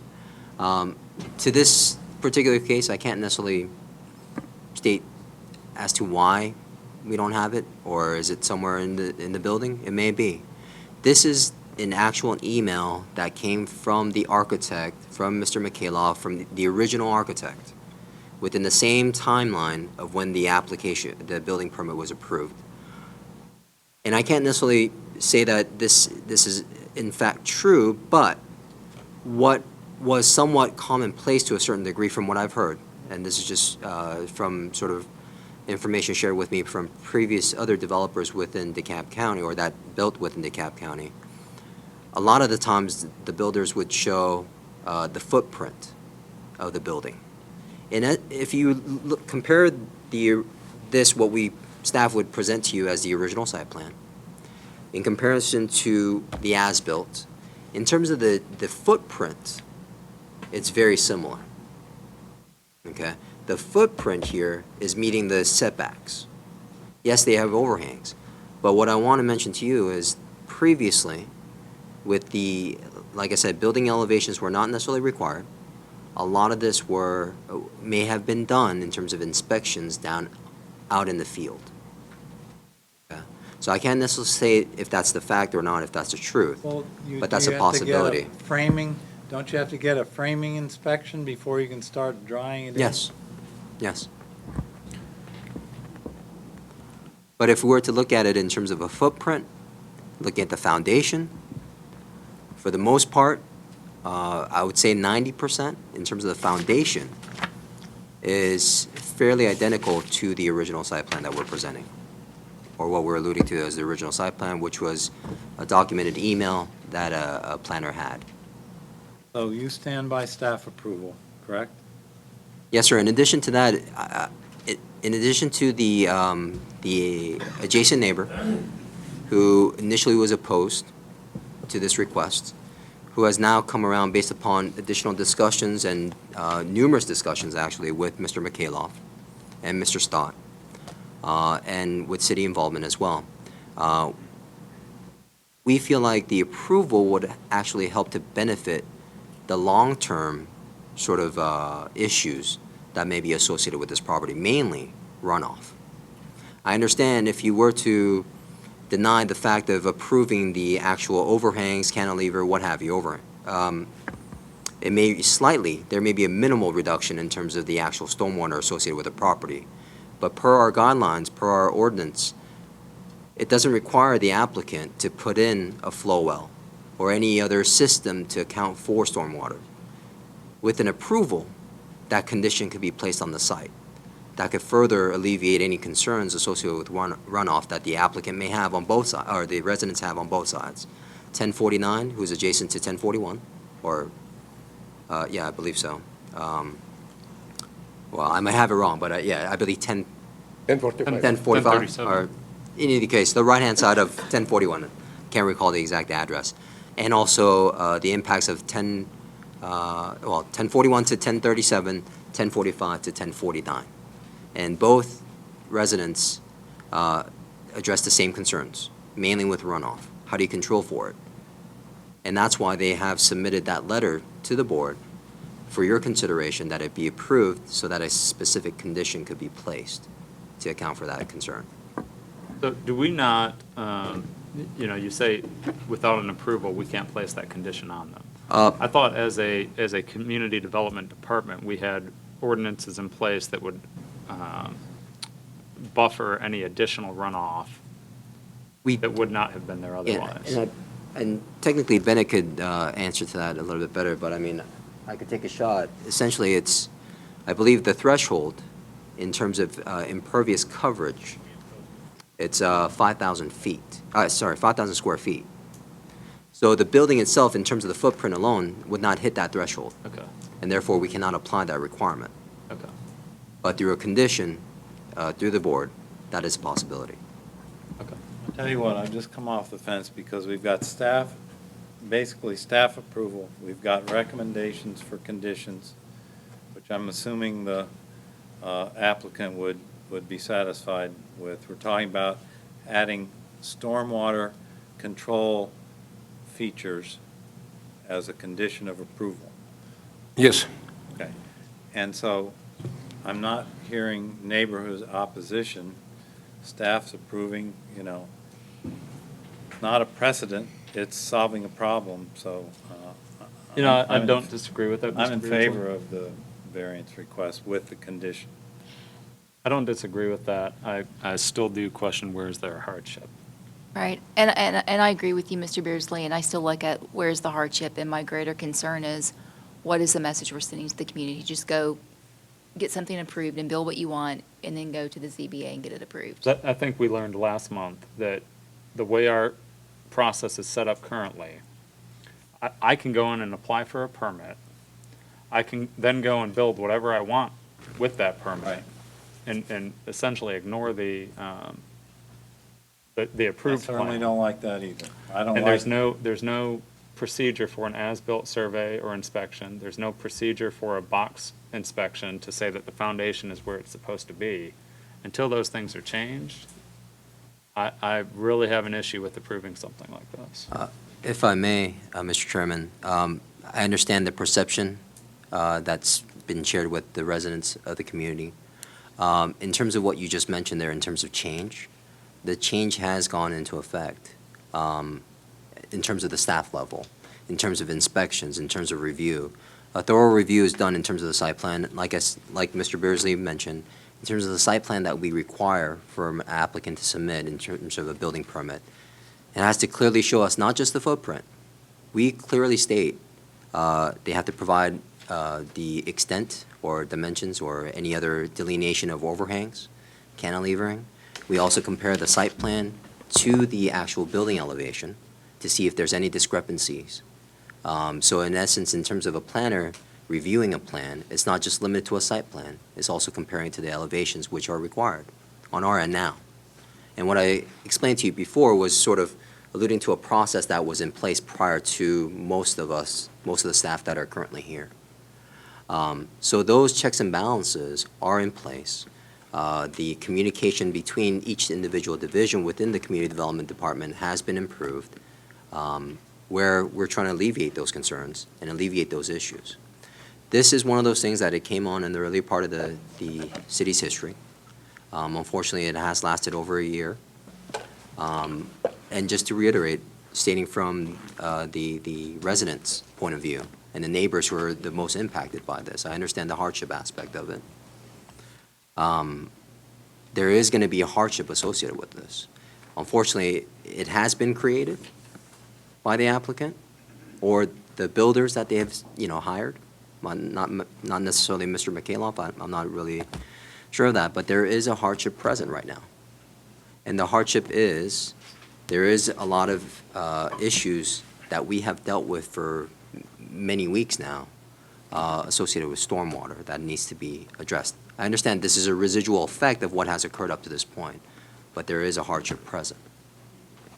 And the hardship is, can you tell me what that is again? Well, I mean, if we were to currently assess what the hardship is in relation to what's existing out there, I mean, it's topographical, to be honest with you, because there is what the app or the resident may claim to be additional runoff that they weren't unaccustomed to. So how do we go about addressing a hardship that stands on the property today? I understand that may be sort of out of the purview of the criteria that are established, but if we are discussing hardship, I don't think we necessarily argue the fact of when the hardship was put into place, how it all came to be, but there is an existing hardship that's out there associated with 45 and 41 and how it impacts the adjacent neighbors. That's just an honest assessment up to this point and all the discussions that we have had with the neighbor, because they have dealt with this property for over a year now. With the action that is going to come before them based upon the decision of the board, what further impacts would they have associated with the property on their property itself? So, I mean, that's something to consider as well. Mr. Mikhailov, are you selling these houses? Are you going to live in one of them? Are they built for sale? Do you have any under contract for sale? What is the status of the plans for who will occupy and if they're finished, these houses? No, my plan is to build this house for sale. Again, I just feel like I come down on the side of siding with the staff. And I think what Mr. Song's trying to say is there's really no need to send a message.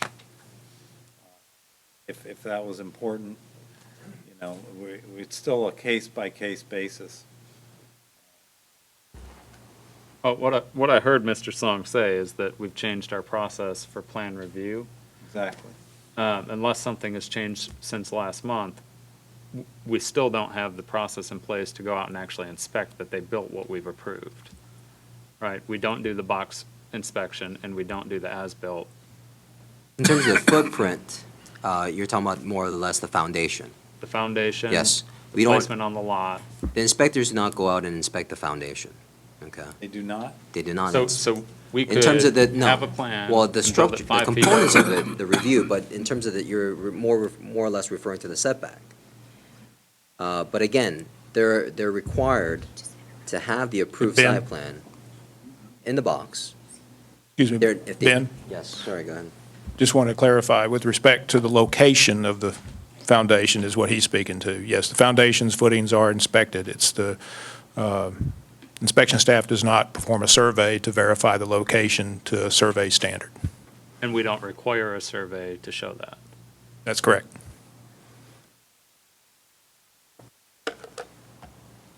But Meaning an as-built survey. Yeah, meeting. Yes. But if you mess up, you're in this situation. So that's the incentive. Sure. Not to put yourself into it. I understand. And that's why I question, do we approve Yeah. this here tonight? Because if we approve this, builders are going to do this again.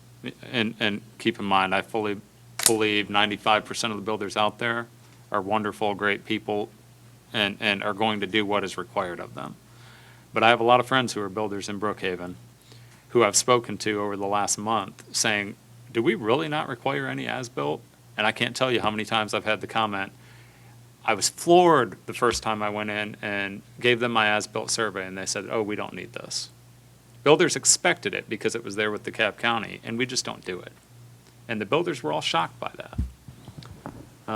I think we have that 5% that will go and do something that the other 95 would not. And if a neighbor complains, we're going to be right back in the same situation. Mr. Mikhailov may not be in that boat, but the facts being what they are, I see a hardship for the neighbor. I don't see a hardship for Mr. Mikhailov. I don't see a hardship for that property. We have an opportunity to deliberate and not necessarily make a decision tonight, correct? We do have the option to defer. I think we can, they can sit down, don't you? Yes, Anybody have any more yes. questions? Anyone have any additional questions? Thank you, we're going Thank to you. deliberate. We can. now. Glenn, what do you think? I think the only silver cloud, or the only silver lining to this dark cloud is the fact that we're fixing the drainage problem for the other neighbors. That was the first thing out of their mouth at the first hearing when they came to object. It was drainage. We were told that Mr. Mikhailov, changed the windows when they asked him to change the windows. Great. Yeah. And so there was cooperation with the neighbors, which we like to promote.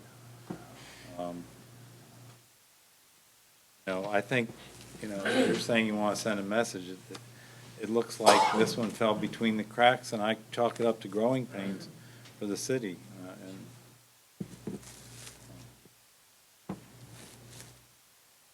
Welcome. I've told you where I am. Bolio? You could be the swing vote, Mr. Bollier. It's a very tough one because I really don't see a hardship that wasn't created by the builder. I really have an issue with it. The staff is very passionate, and there is this issue of what happens to the house, what's the consequences of our actions. There are real consequences for the owner. There's consequences for the neighbor having a house sitting there unfinished. We've got to decide. I think there's some obligation for us to weigh all that, even though it doesn't technically go into our decision-making process, but I think it's something we have to consider. So I was much like Mr. Beardsley going in, probably voting no, but I am leaning yes right now. Hearing no other questions or comments, I will entertain a motion. Oh, let me first close board discussion. We'll get there, Emily. We'll get there. I will entertain a motion.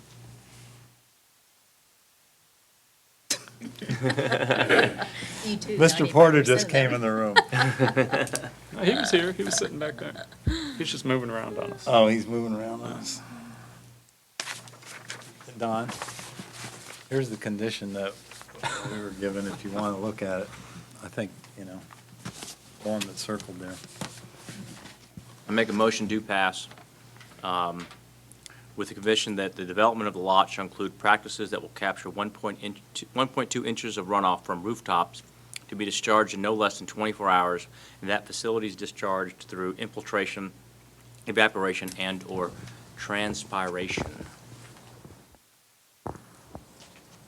Second. Excuse me, is that in condition, with condition 1 and the added condition? With the other conditions Thank you. recommended by staff, sorry. We have a motion and a second. All in favor? Aye. All opposed? Nay. Hey, All right. I didn't see which way you voted. I voted aye. All right. Motion passes. I hope we don't see any more cases like this one. I absolutely agree. We have another case. Hearing that, ZBA 14-47, 1045 Pine Grove Avenue. Thank you, Mr. Chairman.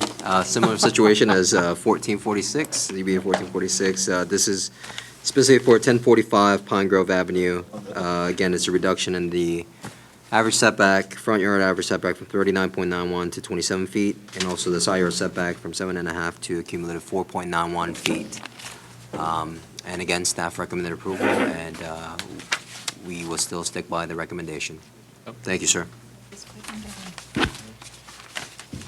I'm assuming similar case, similar fact pattern. Do we need to reopen public comment? No need to reopen public comment. We'll open board discussion. I think we're primed for a motion. All right. Please, We will please, close Mr. board Bowman. discussion, and I will entertain a motion. You want me to do it? Yeah, yeah. All right, I gotta read that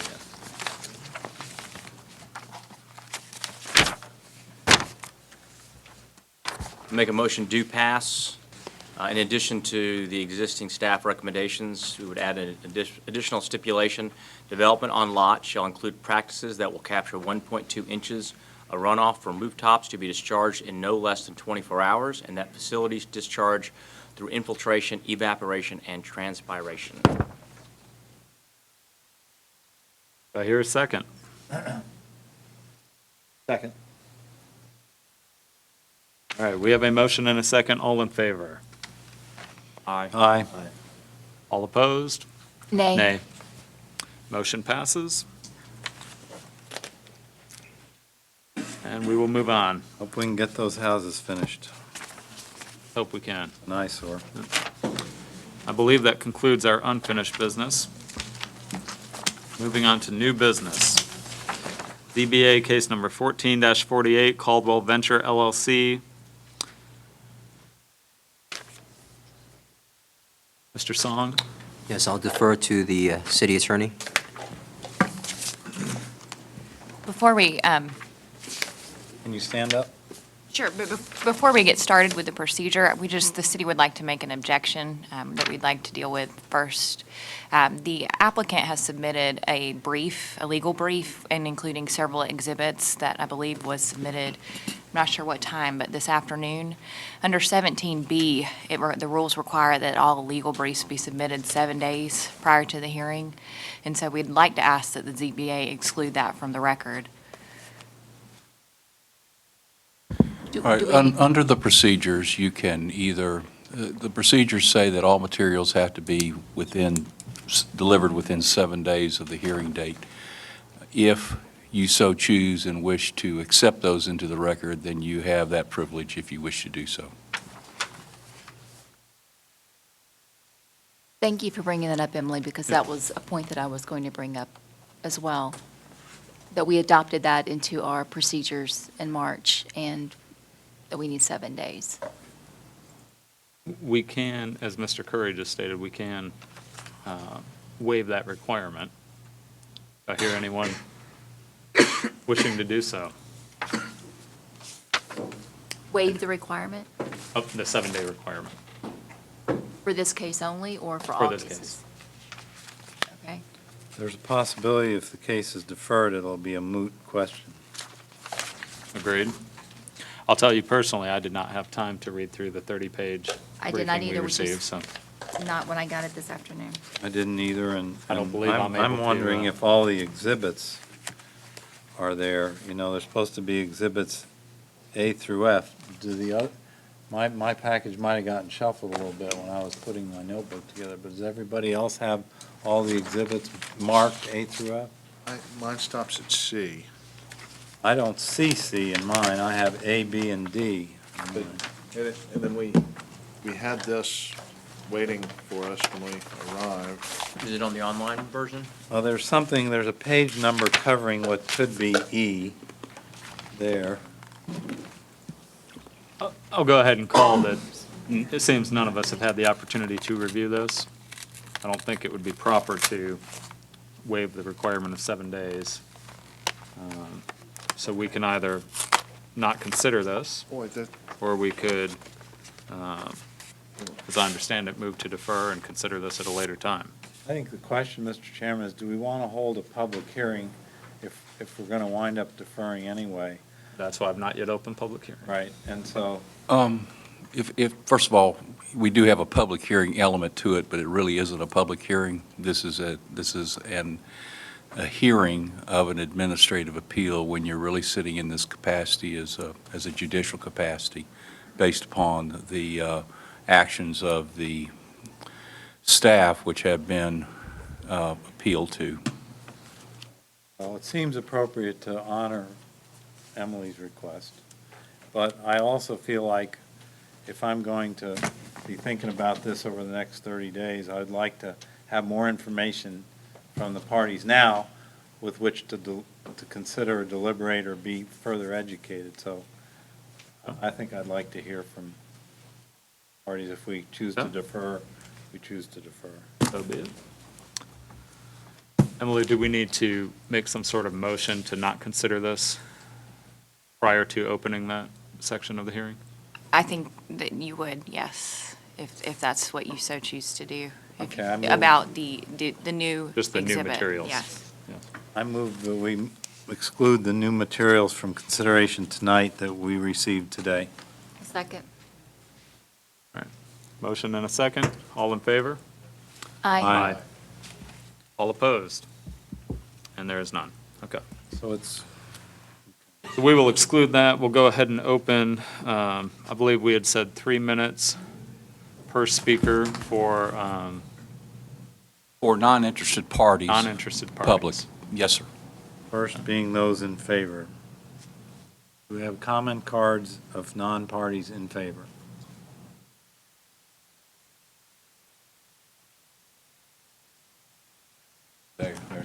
They're excluding your letter from the record. Okay.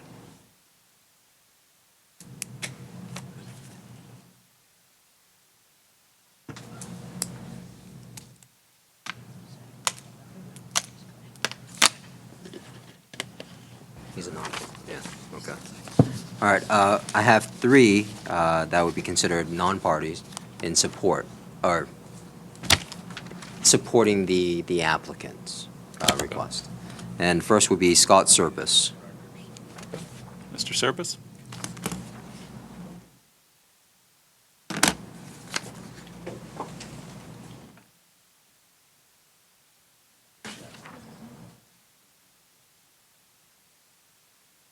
Restaurant operator. Okay, thank you. Scott Serpez, live in Brookhaven, resident, 1323 Sylvan Circle. Well, where do I begin? We met last year, March of 13, regarding a variance that was denied, regarding a height requirement of the building and the overlay. The opposition was opposing it because of a restaurant, not because of the height requirement. So I believe Mr. Porter here is the one also stating that I never had enough parking available, which is not true at all, because I had 3 times the amount needed to meet the code. After that, myself and the landlord, my architect, we met with Mr. Kuntz, Howard Kuntz, who was at the time was the city planner. And he said, we went over the plans with him just to make sure there was no red flags, any issues, nothing brought up. We showed him the plans. He said everything was fine. There was no issues. We moved forward. After talking to Mr. Kuntz, we found out that months had passed by and he was no longer the city planner. So Mr. Rybert, the landlord, the property owner, met with Mr. Song as well as our architect, Mr. DiCarlo, went over the plans again to make sure there were no issues, we could move forward. And that was in November, I believe, or December of 13. He saw no issues. We moved forward. I submitted the plans to the city the first of this year, paid the fees, went through that 10 to 2-week process. City called me, said the fire was signed off on it. Submit the plans to Watershed and DeKalb County, and they would tell you what to do from there. I submitted the plans to Watershed. They called me up, said I had to pay impact fees of over $12,000. I paid such fees. which they stated to bring the plans back to City of Brookhaven, which I did. And 2 or 3 weeks after that, got a phone call from Mr. Song. Myself and Mr. Robert, the property owner, met with Mr. Song, and he said that he had to say that it was not zoned properly at the time. This is over 1.5 years now. I have architectural fees, attorney fees, kitchen design, impact fees, city fees. I'm just trying to find out who's accountable for this.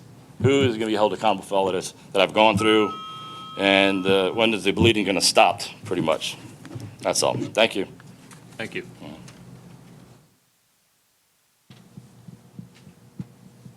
Jeff Mueller?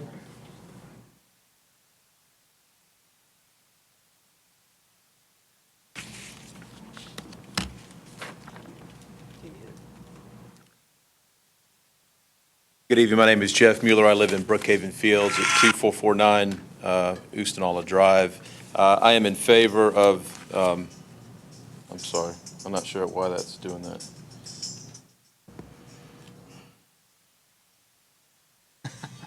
Hope y'all like my song choice, and I'm not sure how that happened.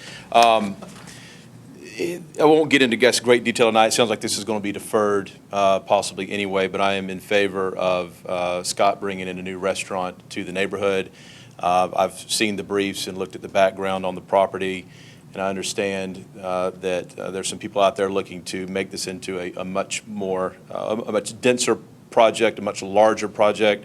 I think having lived in Brookhaven Fields, we've really seen enough of that at this point. The traffic has exponentially increased since I've been in the area since 2005.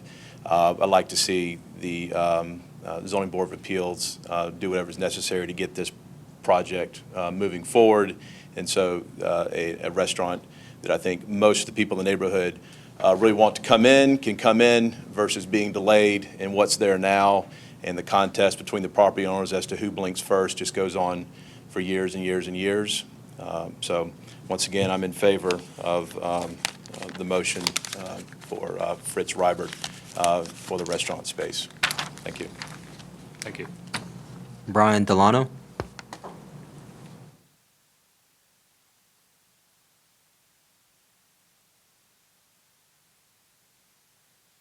Thank you. Brian Delano, 2439 Oostinala Drive, resident of Brookhaven area for 9 years.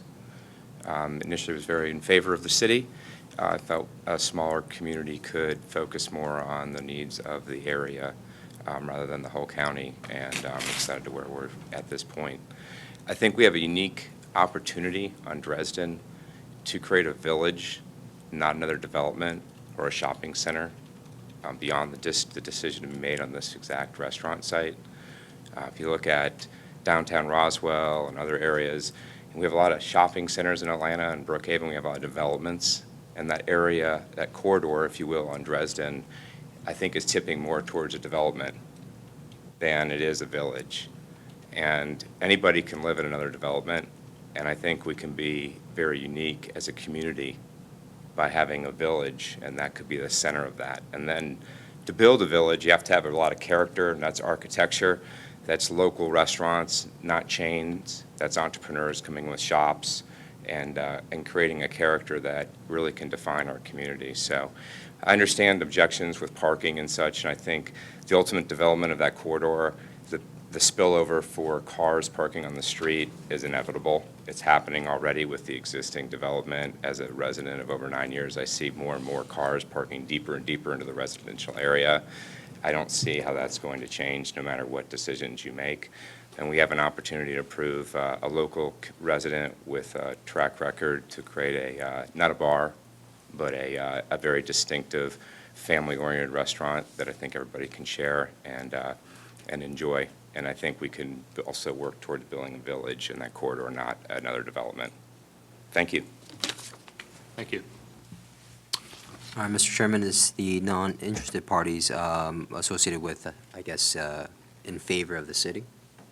And the first speaker would be Thomas Porter. Can we clarify to the people that we're not voting on whether or not there'll be a restaurant? Right. issue before us tonight isn't whether or not there can be a restaurant. The issue is whether or not they have the ability to apply for the rezoning.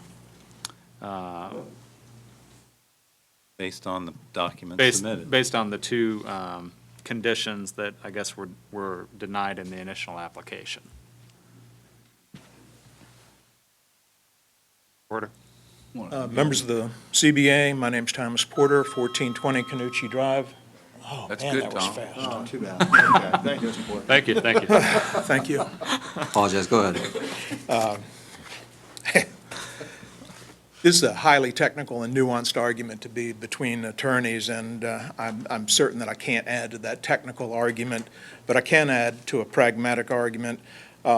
This has already come before the ZBA. It was denied. There is nothing new that I can see in terms of the plans that have been part of this exhibit.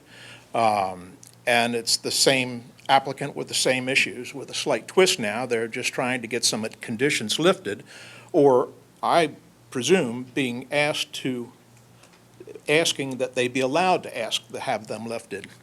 If you decide to approve the appeal today, you'll only open the door a little bit more for Mr. Dillard to wedge his foot in a little bit more, ask for more, and a project that cannot be realized as presented. Mr. Dillard states a number of factual items in his brief. There's no evidence that Mr. Kuntz stated there were no changes zoning necessary for the restaurant project, and has been stated here numerous times before, the builder, owner, developer is responsible for zoning compliance. It's not incumbent upon the staff. Applicant states that the requested changes would not have a negative impact on the surrounding properties, which is wholly false. The other contiguous properties would not be able to conform to the PC2 zoning as it currently exists, and if this parcel is developed as the standalone restaurant. Caldwell is a very narrow street with a right-angle bend, and it poses a significant safety hazard to the residents, existing vehicular and pedestrian traffic, i.e. the public. Excess traffic and parking would be sent onto the residential streets. A standalone restaurant project would be the antithesis of the city's vision for the area as stated.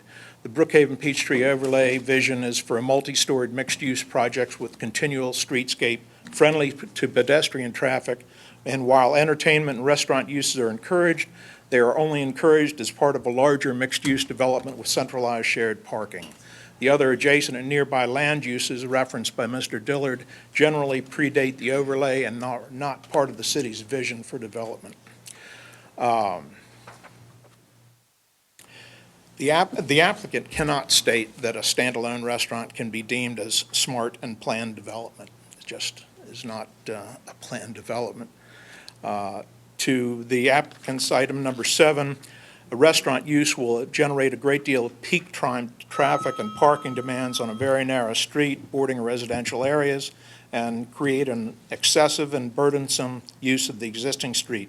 Valet parkers will not be able to adequately shuttle cars to and from the existing site, and there's no place else to go. Everything else is... Time is up. Okay. Thank you, Mr. Porter. Thank you. The last speaker would be Anil Vaswani. 3 minutes. All right. My name is Anil Vaswani. I've lived in the neighborhood for about 8 years. Right now, for the last 3.5 years, I've lived at 2583 Caldwell Road. And of everyone who's spoken here, I'm the only one who's here from Caldwell Road to speak. There are some other neighbors who are adjacent. Here's my concern. The idea of the Brookhaven overlay may be fantastic, but let's look at the reality of Caldwell Road. You've got two 90-degree angles. You've got a street that is not wide enough for any street parking. The reality is if we end up with 6 stories or 60 or 70 feet of a structure on Caldwell Road with a parking deck that feeds out to Caldwell Road, it's going to be a nightmare. We're seeing the nightmare on Dresden. There are 2 apartment complexes there with traffic coming out that never should have been approved, in my estimation, without Dresden having been widened. The only remedy that I see for development is to allow something on the Dresden side that is in character with the homes that back Dresden. If you all decide to allow 6 stories of apartment complex facing Dresden, fantastic. But there's no 4 or 6 stories of anything facing Caldwell. There never should be. And if Mr. Serpis wants to put in a 2-story restaurant and can account for the parking and the valet, and start a trend for 2-story buildings, whether they're restaurants, retail, offices, that run along that side of Caldwell, I think that's what needs to be encouraged. I think the idea of deferring until you have 7 property owners who can get together and resurrect a plan that was granted in 2006, but is dead by today's standards, I sit and face a field of kudzu. I sit and face a red, dilapidated, boarded-up house with people living in it. So as much as everyone else can say in the neighborhood, oh, I live here and I live here, you don't live on Caldwell. And for those who supported the 2-story development with the restaurant, kudos, because that's what I'd like to see. Contingent on parking, sidewalks, valet being accounted for and properly done. But 6 stories, waiting till we get 6 stories with a parking deck behind it that's going to funnel out to Caldwell, no, that's not acceptable. Thank you.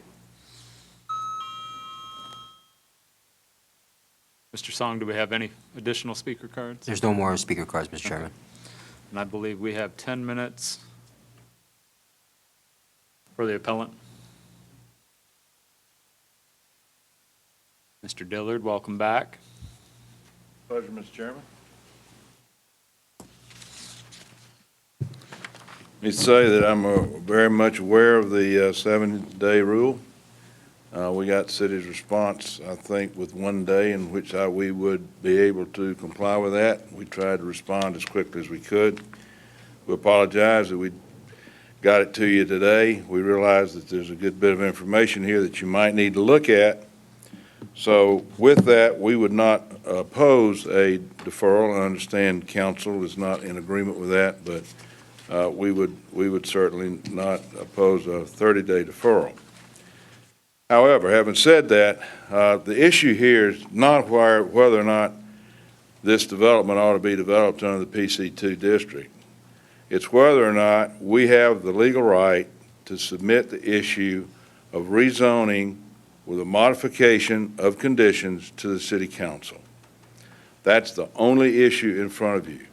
We're not here trying to challenge whether the PC2 district is applicable, whether or not it's valid, whether or not it's legal, whether or not DeKalb County now over 8 years ago, when they adopted this, adopted a constitutional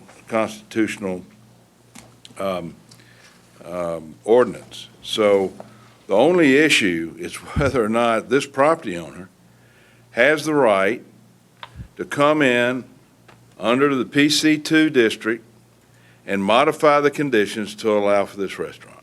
That's all we're asking. All we're asking is give us the right to be heard by the legislative body that has the authority to grant the change.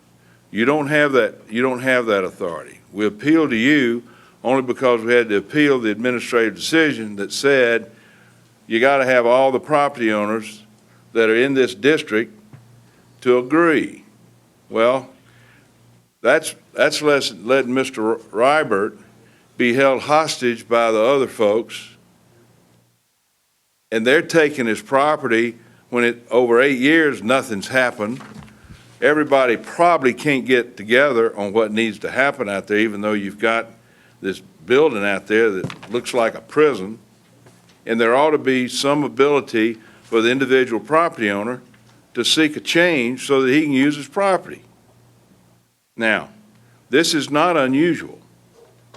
I've done a lot of planned development, planned unit developments, community unit developments all over this state over the last 40 years. I have never, ever had to come to a Board of Zoning Appeals to ask that we have the right to file a zoning application. In over 40, I've never had to do this. So there's a little new ground for me too. But the truth of the matter is, what we're asking the city council to do in the exercise of their legislative discretion is to determine whether or not we can modify the conditions in such a way as to allow the property to continue to be developed under the PC2 district, and also allow us a use at the very end of the property to use our property for a restaurant. The issue tonight for you is not whether or not the PC2 district is right or wrong.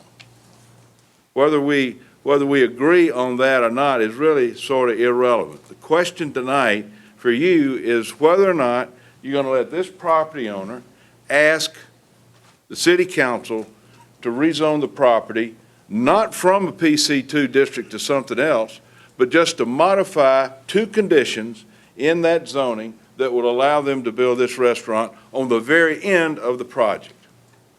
Now, over the years, I've had hundreds of modifications to plan unit developments. And let me just give you an example. Town Center, Town Lake, out in Cherokee County, just comes to mind. When we zoned that, we zoned it for several hundred residential units, a golf course, retail, apartments, and cluster housing, together with clubhouses and all that kind of stuff that came along.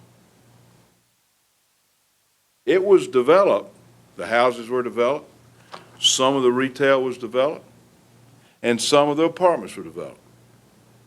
We came in after all of that had been started, portions of the property had not been developed. We came in and asked to allow for the apartments to be converted to cluster. We asked for some of the retail to be converted to office. They did not require, nor should they have required, that we go to the hundreds of property owners that had bought homes, to the retailers that were then operating retail, to the office folks that were there, and to the active adult folks that were there, and ask their permission as to whether or not we could come in and modify that PUD. It's a public hearing process. We're asking city council, hey, look, we're sitting on the very end here, we want to modify these conditions. In the exercise of your discretion, that's what we want you to do. And the fact that these other 7 or 8 property owners agree or don't agree, it's a public due process, substantive due process right that I've got as a property owner to determine whether or not my property is zoned okay, and whether or not the conditions that we've got on this property are suitable. But that's not for you tonight. All we're talking about is, do we have the legal right under the 4th and 14th Amendment of the Constitution to be heard? And if the city council decides not to grant it, then that, in the exercise of their discretion, they've got that right, then we can determine whether we want to challenge it or not. But the question was set forth by the city attorney and their response about the PCD district and how we're going to destroy it. That's irrelevant to your consideration tonight. Maybe that's what the city council needs to think about when they hear us. But do we, as a property owner, have the right to ask that those conditions be changed so that we can use our property? And I think we do. I think the Constitution gives us that right. I think to deny us the right to be heard is delegating their legislative discretion to property owners that might or might not have some interest in the outcome of the case. Now, you've heard from several property owners tonight that they are in favor of this. And Fritz, you need to call up Bo's letter here. I've erased it again. Can you call this up? While he's coming up, I'm just saying that we've got property owners, as you have heard tonight, that don't oppose this being heard. And I'm not going to get into the fact that it's been sitting there for 8 years and nothing's happened. I'm not going to get into the fact of what impact it might have or not have on the community. That's really not the issue. We've got a 12,000 square foot lot We can provide the parking and all that kind of stuff. And we just ask that it be modified. We think it could be done and not destroy the intent of the PC2 district. But that's not the issue. The issue is whether or not we got the legal right to be heard. Just the fundamental right to file a zoning application and be heard and not be held hostage by property owners that might care or might not care about what we do or don't do. And with that, I'm going to say that we received a letter. I've got the letter. I'm going to read it into the record because I left it at the office, to be quite honest about it. This came from Bo King of Kim King and Associates, and they're one of the property owners, and he controls some of the other tracks. He said, and he wrote it to Fritz Reibert. He said, "Dear Fritz, thanks for meeting with us Monday to discuss how your project might fit with our development of the Caldwell to Dresden district to create," oh gosh, come here, Fritz. Call this thing back up again. Oh, here we go. "To create an environment that will best serve the community. As you know, we're working on an assemblage with the city of Brookhaven to create a pedestrian-oriented mixed-use environment and have included features in our design that will accommodate and promote quality development on the surrounding tracts, including your land. The prevailing market clearly supports your intended restaurant use, and we look forward to working with you and all surrounding property owners to provide quality development in the district that meets the market squarely," and signed Bo King. Now, that's not saying that he agrees or doesn't agree, but what he is saying is that the issue is proper to go before the city council. And with that, I'm going to ask that the record that we have submitted to you, both before, which is the certified copy of the code, and all the amendments that we have filed with you together with our letter be incorporated and made a part of this record. Thank you, sir. Thank you, Mr. Dillard.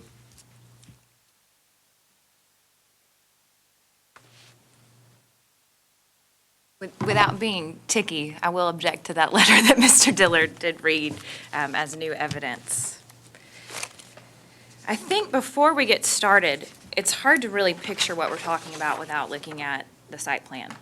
And this is a site plan. This is one of the exhibits that Mr. Dillard submitted along with his original application, and it is in your agenda packet. I believe it's 212.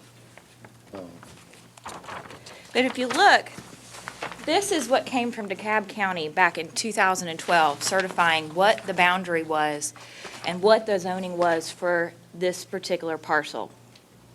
You'll see the site is right here, and it's part of this boundary of PC2, and that we have neighborhood shopping on this side. So Mr. Dillard's property is, Mr. Dillard's client's property is right here. Doesn't extend to Dresden, No, correct? it's not all the way out. There's one parcel on another side of Dresden, just to get a picture in our minds. And this is the site plan that was submitted, and once again, we're not voting on this. Mr. Dillard's absolutely correct. We're not voting on this today. But this is the site plan that was submitted, and it's a few pages after that. And you'll notice that this area right here, that includes the sidewalk, includes the entrance to this building, and arguably some of that building is the parcel that we're talking about. So this is what we're talking about allowing the restaurant to go. And the reason that that's important is because of the conditions of the PC zoning district as a whole. And I don't want to be overly technical with you, but that is why we're here today. Back in 2006, when this property was rezoned and all these parcels were zoned and this boundary line was developed, it was because of an application that was made under DeKalb County's code. Now, DeKalb County's code is identical to Brookhaven's in this regard, and we have provided you with a certified copy so that you can check. But if you look at section 27-649-3, that's the general standards and procedures for applying to a rezoning to a PC2 district. I think we've all argued that the PC2 district is a comprehensively planned development district. And so there are additional criteria that you must follow. And 6493 is what happens to any PC district. I'll let you get there. If you'll look to subsection B, when they are applying for this district, all applicants have to include the written identification of the owners of the property subject to the rezoning. And so back in 2006, when this property was rezoned, all of those owners and all of these parcels were included as the subject property being rezoned. You go down to DA, just right below that, that talks about the site plan that they were required to submit, which I've just shown you. And that says that you have to show the boundaries of the entire property proposed to be included in the PC district development. And so back in 2006, those boundaries of the entire district were determined, and it did include all 8 parcels. So the problem that the city has with the application itself is that the other 7 property owners that were specifically included back in 2006 in the boundaries are not subject to this request to remove the zoning conditions. And so even though they applied for unified ownership and control under 649B, and even though all the boundaries and all the properties were specifically established and determined in 2006, we don't have 7 people here today that's rights are going to be affected. Now, what the city isn't doing is saying that the applicant can't change the conditions of zoning. And what the city isn't saying is that the applicant couldn't apply for rezoning on his own to a different zoning classification or a different zoning district that might allow him to build something different on that property that's not in addition to the site plan. We understand that there may be considerations that make this not a possibility. We're just asking him that he do it in a manner that is consistent with our code. And so when we're talking about rezoning itself, if you'll go back and look to the process for applying for an amendment to the zoning map, that's 828. And it says that the applicant must indicate the complete boundaries of the subject property. Well, we've only got 1 parcel here. Do you need? What's that site again? 828. It's 299 on the zoning code, if that helps.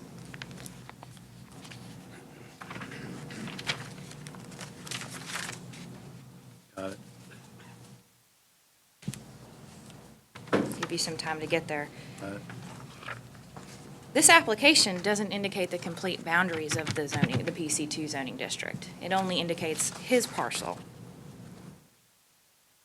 And so that was the reason that Mr. Song denied the application, because it was incomplete. Once again, the city is not saying that the applicant cannot apply for rezoning to his property if he wishes to make his particular parcel in a different use that might allow for this development, and that he's not prevented from changing the conditions on the PC2 zoning district as a whole, as long as that unified ownership and that the parcel owners all come in agreement and provide that authorization, which is required by the plain language of the zoning code. Now, there's been a lot of talk of constitutional rights and vested rights.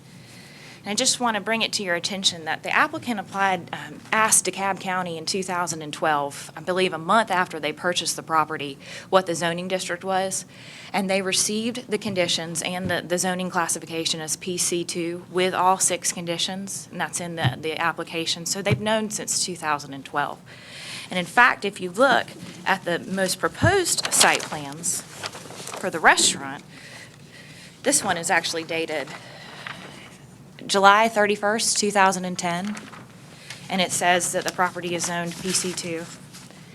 And this one is actually dated April 30th, 2012, and it was revised this year in January, and it also says that it is PC2. So the applicant has known that this property was PC2 and that there are conditions applied with that PC2 since pretty much the applicant has purchased the property. So. And the only last point that the city has is the gentleman who's the tenant who has expended a lot of money in reliance on this alleged assurances from the city. There's no evidence of that assurances, but he's not the applicant. He has not submitted a request to be a party in interest within 7 days of this hearing, and so unfortunately, he hasn't suffered any damages that are the subject of this appeal. So, thank you very much.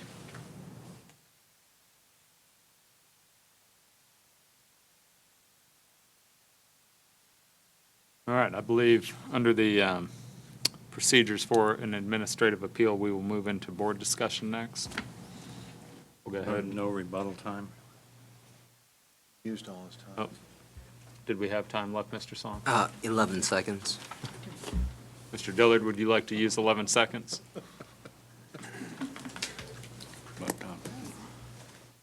I remember that chime going off. We'll try real quick. The subject property is our property. The authorizations of all property owners call for when you zone it to the PC2 district. We're asking that it be modified, and the section that's cited by the city attorney is not correct. It's 248 is the one you look at, which says the subject property has got to have authorization. Time is and up. the subject property is our property. Thank you. All right, we'll go ahead and open board discussion.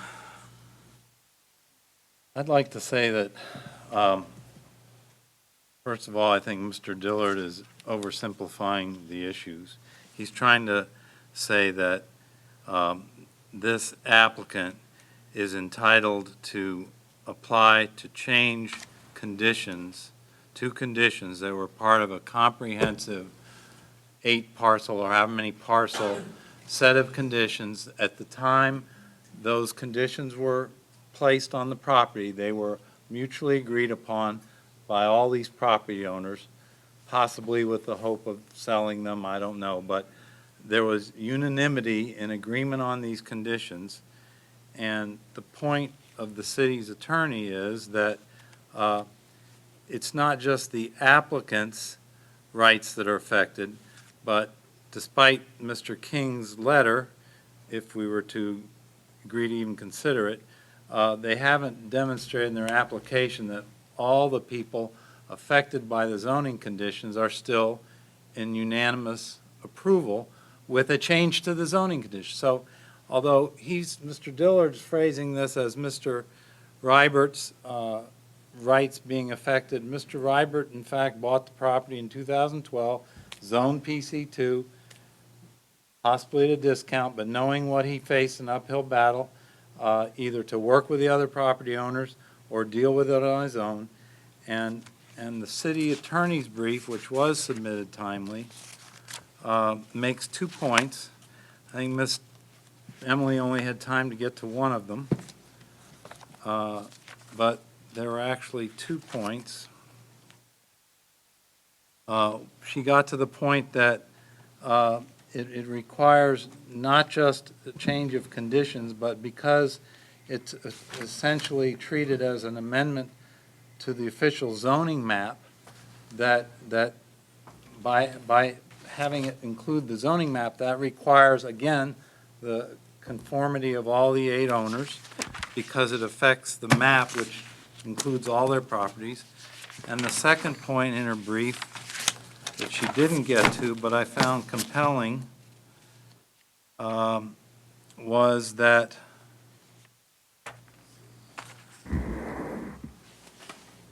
nevertheless, the appellant claims, this is on packet page 101, the appellant claims an owner of a parcel in a PC pedestrian community has the ability to subsequently unilaterally apply to remove the site plan conditions only from its parcel without the authorization of the other remaining property owners. And so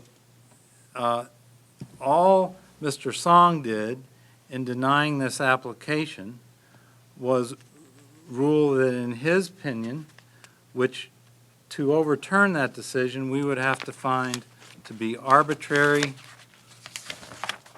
or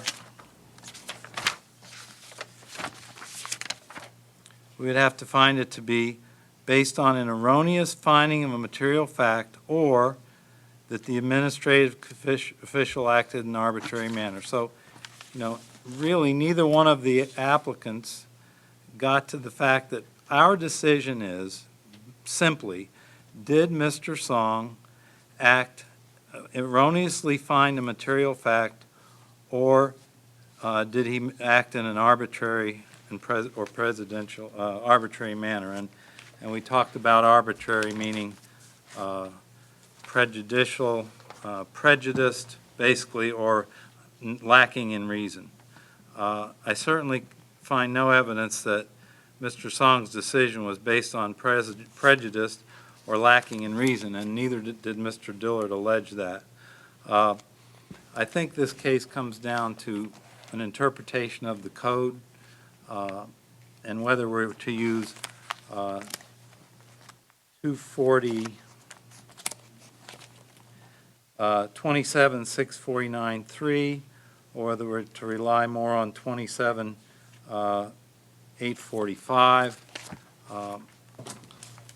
I know I'm going around in circles a little bit, but basically, Mr. Song said that the applicant didn't include the required all 8 property owners in its application, and therefore the application was lacking under the code. It's lacking under the code because it included essentially a change to the zoning map, a change to conditions unilaterally that really, by withdrawing the Rybert property from those conditions and treating it separately, does affect the property rights of the other 7 owners. So I don't think the property rights decision is compelling either way. I simply think that, do we find that Mr. Song acted in an arbitrary manner or based on a improper finding of material fact? I don't see either one of those. I mean, we could look for a deferral and we could hear more arguments and stuff, but the bottom line is, should we overturn his decision based on what we've heard of the record? And I don't see it. Mr. Byers? Anything to add? I don't think I've got, no. Welcome. I tend to agree with Mr. Beardsley. Boya? There's still a lot to digest. I thought about this going into it, and I still think this is a matter I'd like to see deferred. Any other questions before closing? Yeah, if we have questions, you know, the example Mr. Dillard gave was, we talked about Town Lake. That was a partially developed property, and what he's saying, he didn't have to go back to the people where there had been already developed and sold parts of the project to go get their approval to do the rest of it. I don't think that's the same case here. It's not like half of the property's already been developed in compliance with the overlay requirement, and now we're asking to change a piece. None of it's been developed. And the overlay is designed to get all the property owners, well, they basically all agreed previously to work together, and now Mr. Dillard wants to withdraw from that pact, if you will. And so he's saying his property owners' rights are affected by not letting him change property conditions without the consent of his adjoining property owners. And that's kind of his simplified argument. But it's much more complicated when you just look at the code sections involved and what Mr. Song interpreted to be the requirements of the application. I just don't see them as arbitrary or based on an immaterial fact. But sure, I could defer, you know, but I want the record to show that the predominance of the record today shows in favor of Mr. Song, in my opinion. What are your thoughts, Mr. Chairman? I'm inclined to agree with Mr. Beardsley personally. I don't see where there was any erroneous finding of material fact. I don't see where there was any arbitrary decision made. I don't know that a 30-day deferral is going to change that. At the same time, we have a 30-page briefing that we received this afternoon, and none of us have had an opportunity to read it. And I do question, would it be proper to make a decision approving or denying, or affirming or denying, rather, the appeal without having looked at all of the evidence? So I would be a little more inclined to defer for that reason. Supported deferral to give us time to digest that. All right, I move for a deferral, 30 days. Second. Go ahead and close board discussion. Well, yes, okay. I move to close board concession. And then I'd like to move to defer for 30 days. Okay. Second. I have a motion and a second. All in favor? Aye. Aye. Um, All opposed? And there's none. All right, it's for purposes of the record, then, since you have deferred it for 30 days, then To a date the certain. the submission would then be available for you to review and also to be included in the record, just by virtue that you Right. would have had 7 days. Agreed. What is that date certain, 30 days out? What is September, September 17th. December 17th, okay. We'll let the record show deferred until September 17th.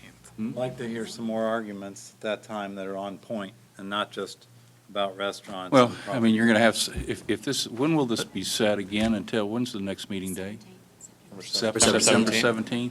Okay, so then they would have, so then parties would continue to have until, if I'm not counting my days incorrectly, September 10th to submit additional materials. Correct. We welcome that, Right. both All right. sides. We'll go ahead and move on to the next case. We've got ZBA 14-49, Zachary and Robin Bradley, to reduce the side yard setback from 7.5 feet to 3 feet for a proposed addition carport at 1844 Toby Road. Thank you, Mr. Chairman. The request is to, again, reduce the side yard setback from 7.5 feet to 3 feet for a proposed carport and addition. Per the letter of intent provided by the applicant, it wasn't very clear as to the delineation between the carport and the expansion of the living area.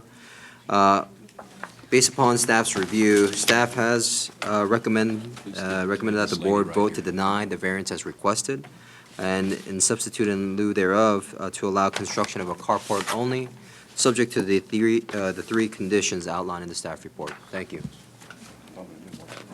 Thank you, Mr. Song.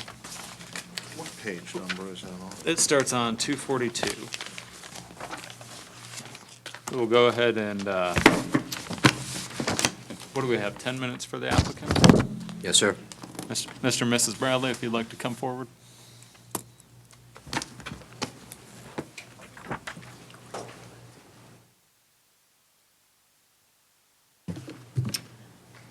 Hi, good evening. We are, most of the details of what we're asking to do are in all of the notes and the stuff that the staff just mentioned, so I'll just make a couple of quick details. First is the reason that we want the carport is first for comfort. Our driveway stops kind of short of our house, and so if it's raining or snowing or any sort of elements or something like that, it's difficult to get from the car into the house and stuff like that. Also, it's relatively close to the street. There's a little bit of a slope. So sometimes we're a little afraid that our two little girls might perhaps run into the street or something like that. Second reason is for security. It's pretty exposed. Recently, this has come to light for us, especially there have been a couple of shootings in Ashford Park and a few car robberies on our street. And so we think that the carport would kind of recess our parking a little bit and might give us a little bit more of a discreet entry and exit in and out of the house. Third is the recommendation of the staff is amenable to us. We're okay with that. The reason that the plan was not complete is because we were waiting for the variance to be accepted. So we're fine not using the variance for the living area and just for the carport. That'd be fine with us. And then the last thing is, for us, there's right now there's about 40 feet distance between us, our house, and our neighbor's house. And so if we did the carport, there'd still be a good 28 feet from house to house.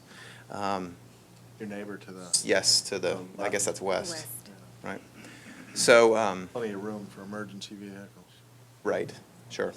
And right. Even then. And our neighbor is also here, but as far as we knew, from April when we first informed him about it until today around noon, he seemed to be fine with it. So that was kind of where our neighborly relations were. So So he's still in favor of it? No. Oh, okay. So, but I'll let him We'll, speak. we'll reserve questions. Let's go ahead and bank the 7 minutes and 50 seconds if we can for rebuttal, should they need it. Mr. Chairman, we don't have any speaker cards in support, but we do have one in opposition. Stephen Daniel. Mr. Daniel? Hiding behind a pillar from my view. Sorry about that. I'm at 1840, which is just due west of this house. Just going to say real quick. Left as you look at it? Yes, sir. If you're looking from the street, it's to the left. As you look at the house, actually, and to the west, their driveway is on the west side. Mine and every other house on the street, as far as I know, I'm pretty sure it's all of them, it's at least 90%, are on the east side where mine is located. When they bought this house, it was it was to the studs, tear down, the driveway was gone. Had the opportunity at that time, much less than 3 years ago, because I bought mine 3 years ago, to put the driveway on the other side, et cetera, and create a carport. At this point in time, if a carport is built, our driveways at this point, if you were to measure across, is probably as far across as this podium is right here, I guess 1.5 feet. As it is now, we of course have to be careful with one another's cars, but they're kind of staggered at this point, so it makes it okay. By moving the carport up and putting a car there, having more than one car in my driveway, we will bump doors. It will be a parking lot. There is no questions asked. Also, my concern is, and just as a fairness point, if I wanted to build a carport, which I would would benefit in the exact same ways that they would, if I wanted to build a carport from my house, I literally, at that point in time, our roofs would be within my height. I could lean across and touch, their house from mine at that point in time. And I would assume that you all would grant me the same courtesy and to do that, the same as you would them. Again, I hate to do this. It's not something that I wanted to do, but the more I thought about it with, if it rains, I'm getting out of my car, I'm underneath, a runoff from another roof line. And again, we did speak about this several months ago. I'm fairly busy. No details were given to me ever. I would certainly agree they can build whatever, it's their property. Going back, if it didn't affect mine, they can build whatever they want to. I just simply ask at this point in time that, because of the closeness of the driveways and the closeness of the house, and if I were to do any extending of my own, would create just an unnecessary neighborly situation. Thank you. Mr. Bradley, would you care to rebut anything? Just one thing. In terms of it's true that our driveways are, to a point where they almost touch. The difference between our two driveways at its narrowest point is about 29 inches. But that's because both of the driveways go all the way to the property line. So it wouldn't be, if Buck were to ask for the same variance, up to 3 feet, there'd be 6 feet of variance in between, kind of both of our variance spaces. And that to me seems like plenty of space. So.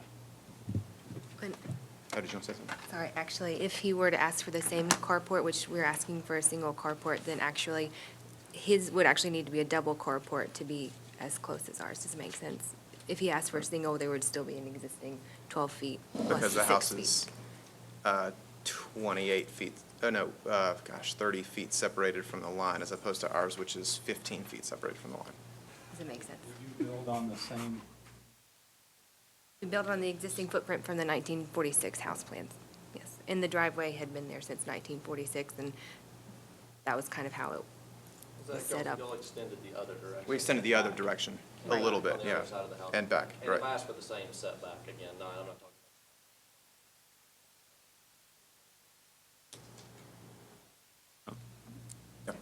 Thank you. Mr. Song, hearing no more speaker cards, we'll go ahead and close public comment and open to board discussion.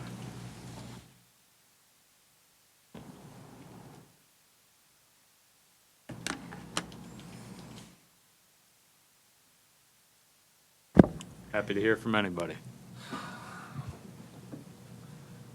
I think, I have this picture here. It shows the two houses. If you look at, sorry, the gentleman's name was next door, I didn't write it. Mr. Daniel? Mr. Daniels. Daniel's house, he does have enough, his driveway extends deeper into the house. He has a side door, and he has more lateral space. Daniel's house, so he has, his driveway It's goes wider. back further, and he's got depth to pull 2 cars side by side possibly, and he's got a door on the side of his house. The Bradleys don't have a door on the side of their house, so it should, yeah, it's harder to get in their site, Can I ask the applicant a question? for what it's worth. The staff has made some recommendations. Are you okay with what staff is ready to approve? Sure, yeah, we're With all the completely fine with stipulations that. I have. The, I mean, I guess the staff recommendation is to accept the variance for just the carport, but not for the living addition, and that's fine with us. Is that more important to you, the carport, than the living? Well, we could build more easily within the, within the whatever the variances are in the living situation. The carport is pretty important for the first reasons that we mentioned. Put a side, is there, you can be able to put a side door in the carport? Well, what we would be able to do, keeping in the variance, is, we've still got, if the carport comes out 12 feet, the variance, we're only asking for 4.5 feet on the variance, so we'd still have enough space to get a door into something building on our property without needing to request a variance in the carport itself. And then be able to have access into the home from there. I mean, I can draw it real quick if you want. If you look at their site plan, Virginia.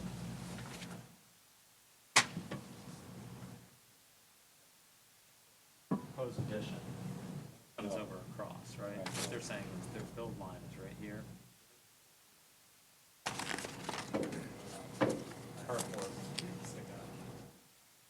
The yo-yo. Right. So they just cut off the addition, carport would end, and they go out the back of the carport into. Into Right. the home. Yes, sir.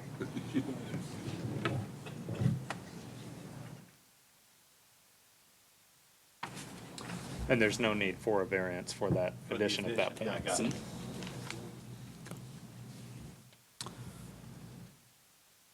All right, any other comments or questions? Welcome. You look like you may be formulating something. I'm just looking at the pictures. I thought this was going to be a very easy decision without opposition. Oh, it's tougher when there's opposition. You know, I think I live in Ashford Park. Most homes in the neighborhood have a carport or I a noticed garage. that. Very few have no covered Right. parking space. I noticed that in driving through the neighborhood. I don't, just as a statement, I don't think there's within 10 houses of me, well, that's not true, within 6 houses of me. Very true. I know where you're going. I get it. There are At several the same houses. time, I don't know that if you were to come in and apply to put a carport on over the top of your driveway, I don't know that we would deny that either. The fact remains, it's an unenclosed space where an emergency vehicle could still get back through there should the need arise. And it provides a right and a privilege that most homes in the neighborhood do have. Considering that, I don't know that I have an issue with the modification staff has made, granting a carport but not the variance for the addition.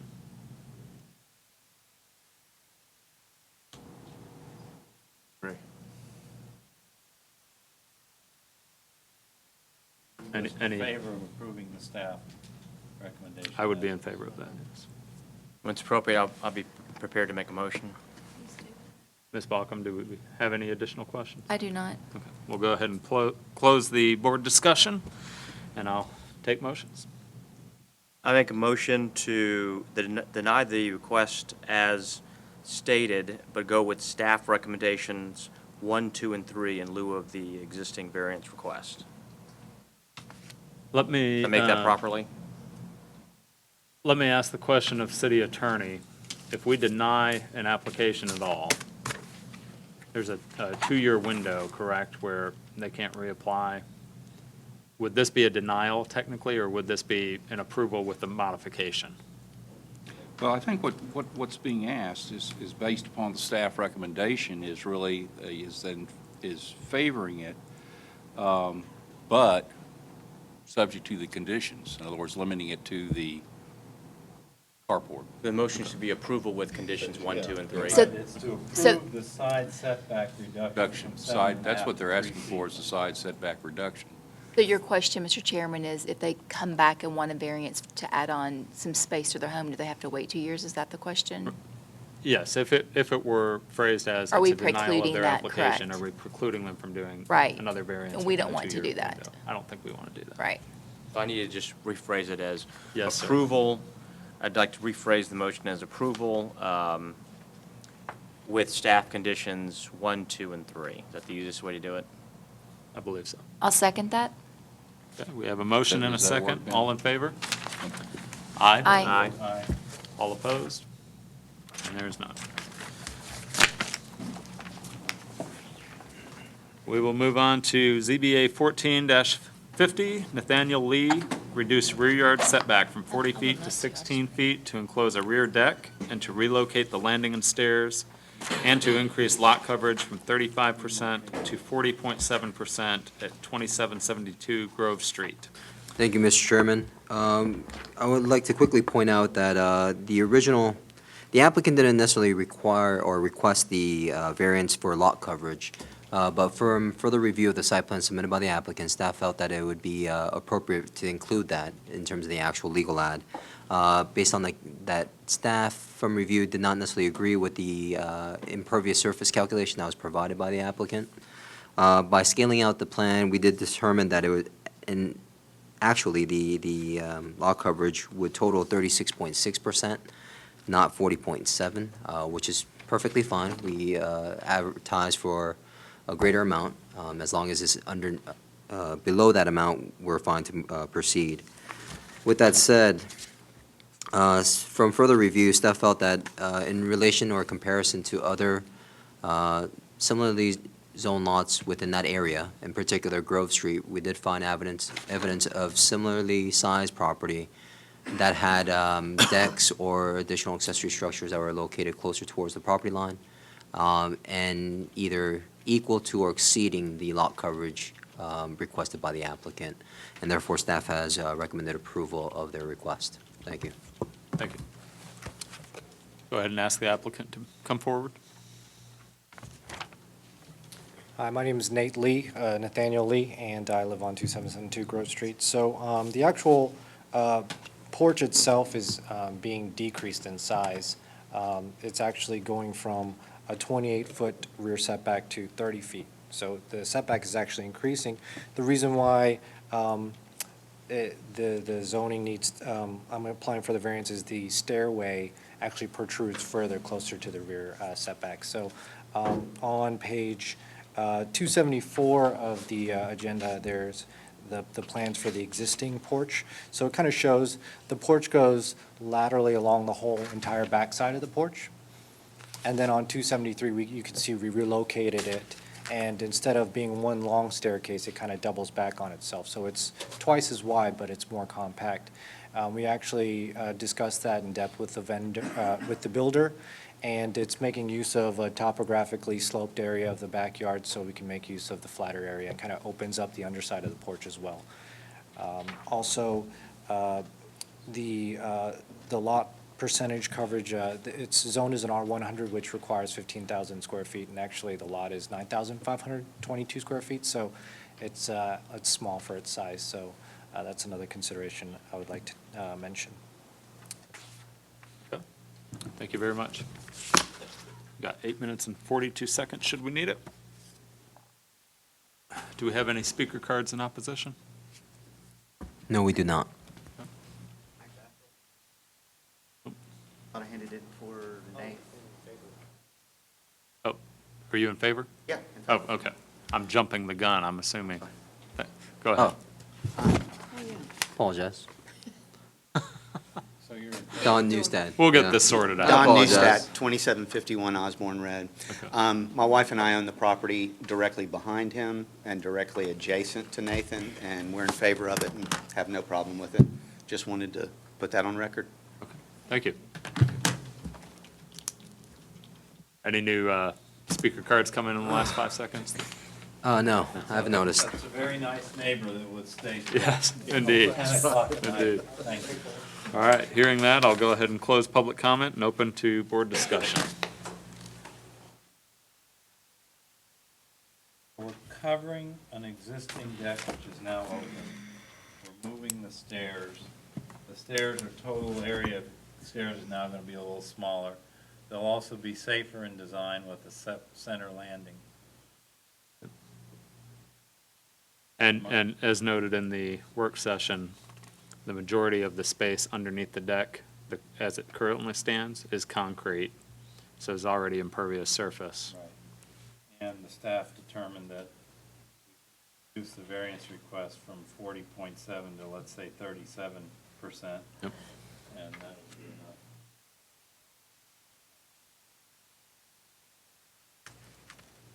So we've really got a non-conforming deck that's well within the 40-foot setback already, and there are no changes to that existing deck other than the cover. Yeah. Are you changing the floor plate of the deck? The floor plate of the deck is actually, I mean, it's being replaced. Increasing. It's being replaced and it's actually being reduced in size. That's correct. So it's being rebuilt. There's some main beams that aren't completely bolstered from below. The engineer pointed out it's not, technically would pass for code, but it's not recommended safety-wise for a deck that size. So you're basically rebuilding from, you're leaving the concrete pad underneath? No, that would be taken up and replaced with pavers because there's been some water drainage issues down there, and we would take care of that at the same time. Absolutely. Any additional comments, questions? Hearing none, we will close board discussion, and I'll entertain a motion. I move to approve based on staff recommendation with the two conditions noted. Second. We have a motion and a second. All in favor? Aye. Aye. All opposed? There is none. Thank you. We'll go ahead and move on to ZBA 14-51. I don't know if it's Ivan or Yvonne. Ivan.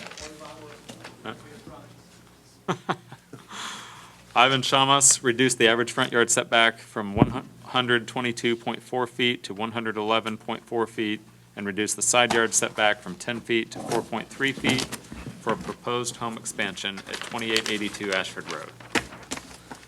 Thank you, Mr. Chairman. The property currently stands with the house at approximately near the, meeting the average front yard setback. There is a portion of the northwestern corner of the home that slightly encroaches by 2.8 feet. In essence, they're asking for that 11-foot reduction in the front, the average front yard setback to account for the stairway steps that are leading into the porch that provide access into the front of the property due to the topographic issues associated with the site. In addition to that, they have requested a side yard setback, as stated, 10 feet to 4.3 feet. Currently, they do have an existing carport that is located 5.5 feet, so it's an addition of 1.2 feet closer towards the southern property line. With that said, the actual length of the carport would be reduced as part of the rebuild, and I believe the applicant terms it as the portico share, which would have an additional second story that would function as an unfinished storage space. With that said, considering all the topographical issues, the stream buffer that's associated with the property, and the placement of the home as it currently exists, staff felt that it would be, that the board would view the application in favor and has recommended a single condition to the site plan. Thank you. Thank you, Mr. Song. Go ahead and ask the applicant to come forward.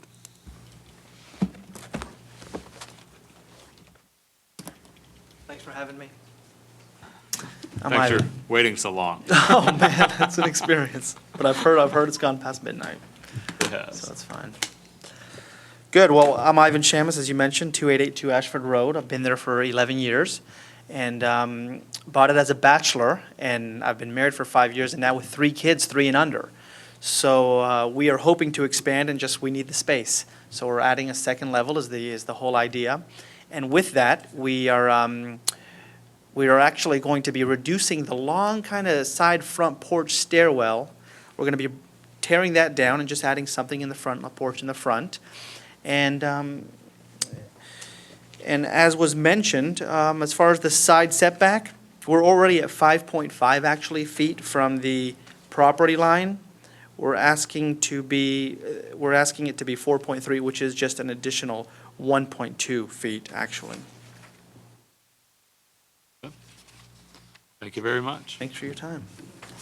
We'll reserve 9 minutes should we need it. 9 minutes and 4 seconds. We have no speaker cards in support or opposition. I double-checked. Mr. Seamus, would you like to use your 9 minutes and 4 seconds for any reason? I'd like Mr. Seamus to come back. Come on up. We'll go ahead and open I up. think he's sitting in the back of the room. He doesn't want to be up here. So we love being up here. Okay. Well, I just wanted to commend you on submitting to us such an extremely detailed and well thought out plan. I mean, you gave us everything we could ask for. Great. That's extremely helpful. If more applicants homework as you did, we'd all be better off. So I wanted to commend you for the thoroughness and the respect that shows us by doing Right. such a good job with the application. Well, thank you. Well, then I have to thank my wife publicly. Thank you, honey, for making me do this. Thank you, though. Great. Are there any questions, comments from the board? I think the staff Yep. nailed it. Hearing none, we'll close public comment. Excuse me, did we already close public comment? No, you're correct, sir. We'll close public comment. Open to board discussion. I think we just established there are no questions. We'll close board discussion. I'll call for a motion. I move to approve ZBA application 14-51, front yard setback from 122.4 feet to 111.4 feet. And side yard setback from 10 feet to 4.3 feet for the proposed home expansion and carport, and carport, that the property be developed in accordance with the site plan submitted on July 2nd, 2014, which is part of the record. I'll second. We have a motion and a second. All in favor? Aye. Aye. All opposed? Congratulations. Thank you very much. Thank you. You guys are on our Christmas list. You don't have to do that. Just 11 years in Brookhaven. All right, and we will move on to ZBA case 14-52. Looks like Kevin T. Moore, reduce the front yard setback along Mabry Oaks Drive from 35 feet to 31.5 feet, and increase lot coverage from 35% to 43%. Good evening, Mr. Chairman.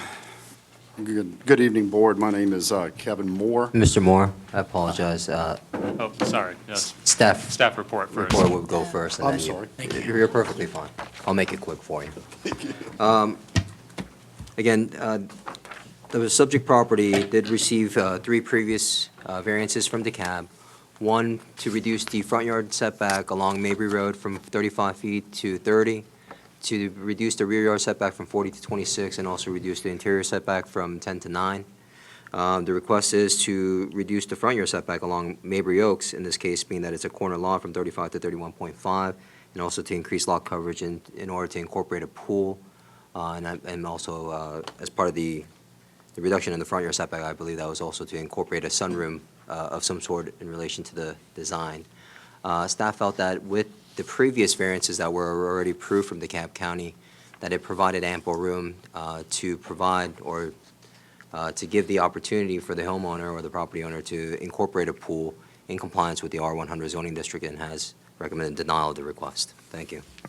Thank you. Mr. Moore? Mr. Chairman, my name's Kevin Moore. I live at 4504 Drexel Way, that's in Sandy Springs. However, I have an office on Peachtree Dunwoody at 6111 Peachtree Dunwoody Square, and I've been there since 1992. I also want to thank, if I may, Mr. Song's staff, John Olson and Rhonda Smith. They've been really helpful in helping me get this far with this, so your staff has been great. Thank you, sir. However, I do disagree with them, and I want to tell you why. I have been working on this property for over a year and 3 months with Rockhaven. It's Berkeley LLC. Y'all are familiar with them. When I first came here, I wanted a specific type of house, and they have certain types of houses that they have built. They've built all over in Lawrenceville and in many other places, and they purchased a lot of properties. This is the property over on Mabry Road. It's got 14 lots. They've been building over there. It used to be a farm, and then it went into bankruptcy. They purchased the property. Well, one of the properties over there for me was inviting. I had been over to that property when it was in bankruptcy, and I had found that corner lot, and it was flat. And that's why what Mr. Song's recommendation and his staff's recommendation, I think, missed a little bit. The topography of this lot for me, it is a flat lot. I wanted a home that I could build that was a walkout from the living room right into a little outside courtyard area and then into a pool without it being below like what they call these terrace levels. I wanted a flat lot. Nobody else wanted that lot. Now, the reason that I needed to have this property increased is when I got the lot and I worked for a year, I paid their architect money to design the house. When I got the plan back after a year of doing this, I was informed that they were no longer going to be building swimming pools. And that's fine. I'll find the swimming pool builder myself, and I did. What I didn't know is that when I signed off on the plans of the 35% rule pursuant to Chapter 27-189, didn't know anything about that. So here there's a house that is being designed and that's going to be built that covers 34.9% of the property. Well, if the house was being built solely to be around a pool, I have got a kitchen, a sunroom, a living room, and a bedroom. This is a house that they haven't built before. And it's sort of a little bit of a half of a horseshoe where you look at the pool is the main part of the house for aesthetic reasons. If I can't have a pool, I can't have the house. That was the whole purpose. So they said, well, then you can go get a variance, and that is why I'm here, is to ask for a variance in order to build the pool. My next door neighbor, DJ and his wife Tia, they built a house, and by the way, there are 14 lots on this house. Mine is the first house on the left. I am different because I am next to a stone wall. Why is that important? And unlike what Mr. Song and his staff recommended, is that my lot is the same size as everyone else's. My lot is 15,360 square feet. Most of the lots are closer to 16,000, but here's the significant part in answer to number one, because I want to hit all 5 of these areas. The topography and the lot is different than everyone else because I have a 30-foot setback from the wall facing Mabry Road. No one else does. And the house right across the street from me, if you look, I'm at 1010, I'm lot 1. If you look at lot 13, which is facing Mabry Road, what the builder did is they dug out from underneath so they don't have a flat backyard. I'm the only one with a flat backyard in the entire neighborhood, except for one small house at the very bottom of the hill. I am asking, my house is the second smallest of everyone. All of these houses are larger than mine, with the exception of one house, because everyone has a basement. I have a flat lot, and I have 30 feet to deal with, so it is not the size of my lot. It's what I can build on has been reduced significantly because I'm on the corner. And I think that that is important when you look at whether or not, we can increase this from 35. We could look at this and increase it from 35 to 43%. And that is one of the reasons. And what is the hardship? Well, I've invested time and efforts. Money and finances don't have anything to do with this. The hardship is I cannot build a pool. I've already overbuilt the house. Point number two, Mr. Song, and to his staff, Mr. Moore, and they recommend, well, Mr. Moore can just make the house smaller. Well, guess what? Mr. Moore doesn't own the property. Berkeley LLC owns the property. They are a builder. They're going to maximize the size of that building, and they're going to get the most they can get for it. I've been on the phone with them today. I have spoken to them about this, and I said, if I go to the board and suggest that we make, we cut here, I cut a foot off the back, can I get this house smaller pursuant to the staff recommendation? The answer I got was, Mr. Moore, we're going to build that house the way you have it. In other words, they're not going to make it smaller. They lose money. They're in the business to make, and I understand that. So it was important that I asked, this body to give me additional space to build the pool. I have gone back and looked at February, y'all's recommendations in February. I've gone back and looked at them in May. I've looked at them in April, and I have seen where, with conditions, that you could increase the property size from the 35% impervious to 43. I've seen it at 41. I've seen it at 40 with conditions, and I am prepared to respond to those conditions. Echo pavers.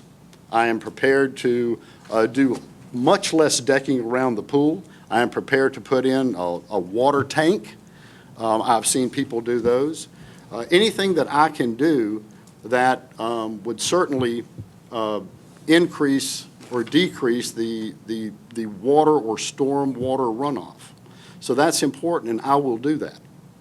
But I'm sort of caught between a rock and a hard place here, because if I want to live here, I would like to have the pool. It's not really an option. I can have a pool with the house being 4,200 square feet. The property is 15,392 square feet. And so I need to have it increased. Everyone else has a pool. My next door neighbor has a pool. His lot, he doesn't have that 30 square feet. Across the street, the Becks, they have a pool in their.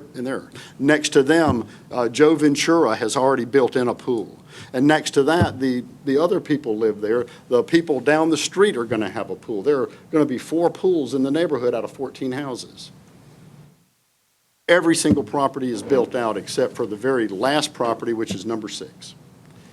And they're getting ready to build that out. Mine is the only lot out of that 14. I want to address, if I could, this reduction from 35 feet to 31 feet. I'm doing that and trying to move the house a little forward so that it gives me more room on a tree save zone. I've got a 5-foot tree save zone in the back, and I've got, it's plus the 10 feet is 15 feet. I've got one pine tree back there, one pine tree. It's 27 inches. And I would like to replace that pine tree with 3 other hardwoods, because I know that replacing trees is important. I love trees. There's another oak tree back there, which I love, that I want it to stay there. But I want to give more space between my back door neighbor and myself. I want to increase the room for the swimming pool and give more room to the sunroom. I have talked to all my neighbors. I go out there all the time. I know all of my neighbors. No one has an objection. No one has told me they have an objection. I have physically talked to them, and they're like, Kevin, that's fine. One of the objections by the staff was that if you move the house forward, it won't look uniform. But the whole point here is, this is historic Brookhaven. How many houses in historic Brookhaven are the exact same from the sidewalk to the house? I bet you can't find 2 or 3. They're all different. And for that reason, I would ask that you grant both of those variances. Thank you. Thank you. Mr. Song, seeing no one else in the room at the moment, I'm guessing we don't have other speaker cards. You are correct, Mr. Chairman. We will go ahead and close public comment and open to board discussion. Back, Mr. Moore. Mr. Moore, could you come back up? Yeah, we're now closed public discussion. Okay, I was trying to Because there's think no aloud. other people who wish to speak, and now we want to just talk to you. Talk to me. So you're an attorney? I am. What kind of law do you practice? I'm a civil trial lawyer. I do complex business litigation, catastrophic personal injury, and unfortunately, some domestics, although I've tried to stay out of it lately. So you must have this lot under contract, is that right? I have the lot under contract, and one of the conditions of the contract is that I get to build a pool.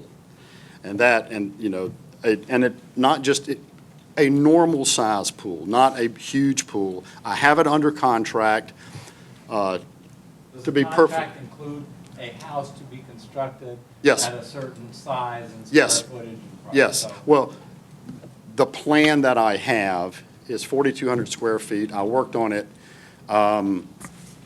It has, the significance of it is, it has a bedroom on the first floor. Because I'm almost 60 years old, I don't want to climb upstairs anymore. So I said, I'd like to have a bedroom on the first floor, you know. But I have a contract. The contract I have is, this is the due diligence period. I have until the 30th of August, 10 days from today, to say, yes, I'll take it, no, I won't, and it was dependent upon basically what y'all said. So that's basically what it is. Why isn't Rockhaven here tonight? That's a good question. I can't tell you. I talked to Scott Payne on the phone while y'all were discussing someone else. And like I said, I asked Scott, I said, is there any way that y'all can... Scott Payne is the vice president of Vocal Ellers, which is a German group in USA that is the primary agent and seller of the properties at Rockhaven, or Berkeley LLC. They're brokers? They're brokers, yeah. They're And not here. they aren't here. Mr. Payne is the agent. I have never spoken, believe it or not. Brad are not here. Mr. Hughes, I've never met Mr. Hughes. I've never met anyone directly from Rockhaven except one builder one time when I was looking at a home. You've just worked with the agents to put the Yes, house sir. up. That's the only people I deal with. And I dealt with their architect. And it was only after I signed off on the plan that they said, we're no longer going to be in the pool business because of an issue with the Beck's house. But, I mean, Rockhaven has worked with me. I'm not going to sit here and say negative things about Rockhaven, but, you know, they build tract homes. I mean, that's what they do. And they build them all very similar, but they're willing to work with you. This house is not a tract home. This house is different. It appears like it's a different size configuration. It is. It also, you're saying it does not have a basement, so it's No, sir. on slab. On slab, no. It is on a crawl space. Okay, you're building on a crawl. Yes, space. sir. Mm-hmm. Okay. I'm building on a Yet- crawl Yet the space. backyard will be flush going out. Yes, to the sir. pool. Yes, sir. And it'll be flush going out to the pool. That is something that they've never done before. So they had worked with me, so I'm not going to say a lot of negative things about them. What I am going to say is I have worked really hard on this house. I've tried to have a house that would blend in well with the neighborhood because this is historic Brookhaven. I mean, after all, historic Brookhaven is one of the best places probably to live because of its diversity. Every home is different. So, The wall that you talk about. Yes, sir. Is that on the subject property or off the subject property? that is between the sidewalk and my property. So it's not, the wall is basically in the common area. Yes, it is a stone wall on both sides that go We around. pretty Yeah. much all You go probably by pass these- it all the We time. pretty much all go by these properties, Yeah, so we yeah. won't. But you mentioned the wall to say that that somehow hemmed you in. It doesn't, because it's off your property line. No, it doesn't hem me in. I'm saying that I have a 30-foot setback from that wall, Two front which other setbacks. people don't have. That's right, No. what we Two call front two front And I wanted to be, the corner lot was that's a good, I like that lot. I like the lot, I like being on the corner. And so that was one of the things that drew me to it, sir. Well, if you mentioned that you could use pervious pavers, is it possible you could design it so that you wouldn't need 43% coverage? Yes, sir. Yes, sir. I've even If we discussed. if we can pause right there for a moment, Jed. I'm just running numbers, and I'm curious how we're getting to the 43%, because you've said you've got a 4,200 square foot house. Sounds like it's a two-story? Yes, Or sir, a it is. single? Okay, so the footprint is, I assume, somewhere around 2,600, somewhere around If I there? may, gentlemen.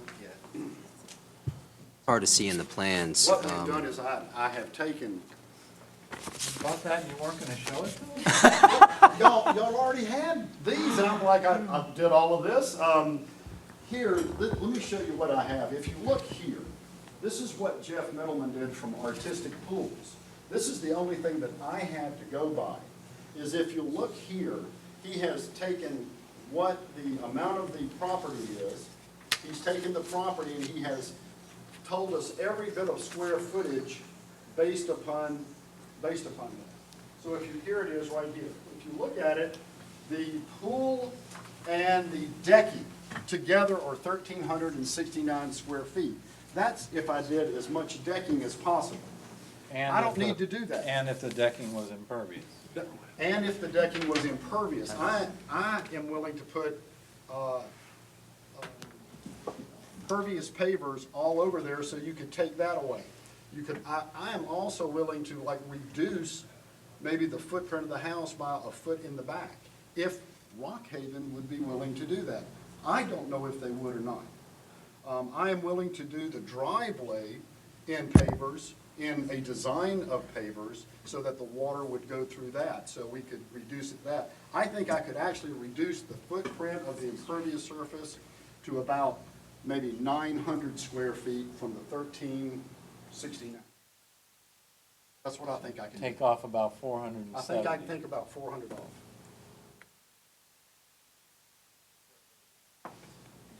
No, the impervious. Impervious reduce- surface. He thinks he So could why- reduce why 6743. I'm seeing pool and pool decking at 1,360. That's right. Right. And But that is, I'm seeing driveway, Yes, front sir. walkway, front porch, rear patio. A lot of that can be done in pavers. where you sure, don't all of it need- can be, and I'd be The willing to do front that. walkway, too. Yeah, the walkway, I mean, I'm willing to do that. You could simplify this if you could just settle for the front yard setback. Yes. You withdraw your.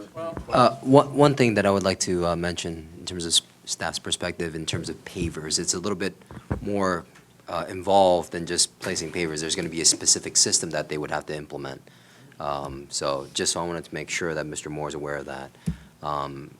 That wouldn't have to be a condition of zoning because we wouldn't be granting a coverage variance.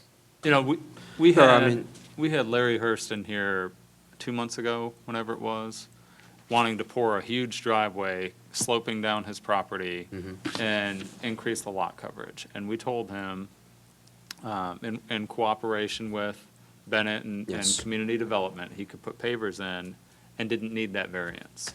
I saw Larry 2 days ago, 3 days ago, and he came up and thanked me for that and said, "You guys saved me from myself because I didn't realize how ugly it was going to be to have all that concrete coming down at me." Yeah, we're still working with him, I believe. That's the case, I don't know. Well, in reference to that particular permit application, the site plan has been approved finally, but it did involve significant interaction with the homeowner and the builder, or the purchaser and the builder, as well as a significant amount of detail and information regarding the system they would be installing on the property. So assuming that Mr. Moore is agreeable to using that same system, that would alleviate this issue of lot coverage, would it not? Or has something changed between that case and now? I haven't reviewed this proposal with respect to how that would be undertaken in order to not need a lot coverage variance, but that's, conceptually, that's possible. Okay. I might add that, Ben, if you don't object, I can mention that my input on this from a site engineering review perspective was that if the board should elect to approve the variance request, that we simply attach a condition to direct any pool overflow outlet to an infiltration trench or similar facility designed to receive overflow and facilitate discharge of that overflow volume via infiltration, evaporation, or transpiration. Because the reality of most pools is that you can get a few inches of rain and there's no runoff generated from a pool unless there's an overflow. And that was the thought process behind that suggested condition if the board were to decide to approve the variance. Mr. Moore? Yes, sir. 35% of 15,392, which is the size of your lot. Is 769.5. Well, no, it's 5387.2. 35% of 15,392. Yes. Is 5387.2. So 5387 minus It's 6743. Have to take 1,356 square feet of impervious surface out of there. How much? It's 1,356 square feet. 1,356. And then the driveway alone is 1,290. He would have to make some reduction in terms of the pool decking area that. House. The Or front a walkway, walkway, or, the yeah. front walkway would be pretty easy. Rear patio. I would even consider not having the third garage. The third garage is 14 and a half feet wide by 21 feet long. It would be about 280-something square feet, and I would not have that, if that would help with that. I would not build that. That was an option that I could get with the house, and I would do without that. So that's 300, almost 300 square feet right there. Yeah, if that's 300, then there's still, just for consideration, 1,066 square feet that would have to be accounted for by measures of some type of pervious system or reduction of If some you sort. left it at 35%, correct? Correct. If you moved it to 40%, I'll tell you where I'm leaning on that, Mr. Morris. okay, You, in my opinion, don't really have a hardship here because you don't have a house that is already built. correct, The other cases that you've referenced are houses, structures that are physically there, yes. and then they're trying to put a pool in, and the pool takes them over that threshold. Or it may be a house that's already there and they're already over that threshold, and the pool's just adding to it a little bit. Mr. Chairman, I'd much rather ask for permission than beg for forgiveness. Right. Right. I'm with you there, but the reality is you don't have a hardship because of that. You could reduce the size of the house, you could reduce the size of the pool. See, I can't Neither make one that have been call. built. I can't do that. Well, they're building it to your No, specifications, is what it sounds like. You no, worked sir. with them, No, with an no, architect. no, sir. I did the architect with their architect. They designed the house. I designed the house with them. I have asked them, will you reduce the size of the house? They said, we're going to build the size of the house that's on the plan. They're telling me they're not going to reduce it. I'm not going to get the house. That is what I'm hearing. I can't imagine that would be the case, that a builder would ever say, unless they had somebody in the back wing saying. Well, We wanna buy that only thing I property. know is I am willing to reduce the size of the house. I don't have an issue with that. Yeah. I really don't. I wish I had known about If the you went to 30. them and said, let's leave off that third garage, Mhm. they're going to do that? Yeah, they will do that because that was an option. If you reduce, and this is none of my business, No. if you reduce the size of the house, would that affect the price of the home? Yes. That's the rub. Well, it may be the rub. In fact, it's a good question. I asked them that, and I said, if I take away, if I take that away and I say, okay, I'm not going to do that garage, I don't know what it costs you to build that garage, but can we apply that to maybe some more trim work or something like that in the house? I don't know. He didn't know when I called and talked to Mr. Payne. He said he didn't have an answer, and I called him, and I talked to him less than 2 hours ago, and he said he didn't have an answer for that. Well, I think, given the corner lot history that we have and the way we review these corner lots, it's kind of the inverse of the typical corner lot situation. Got two front yards, but he's got enough, counting the common area on the front, on the Mabry Road setback. Half more feet on the front. Doesn't seem like. I'm inclined to give him a little more room on the lot coverage to say 37. That's also kind of consistent with what we've done before. Operate. I'd want to put some, I'd probably want to put this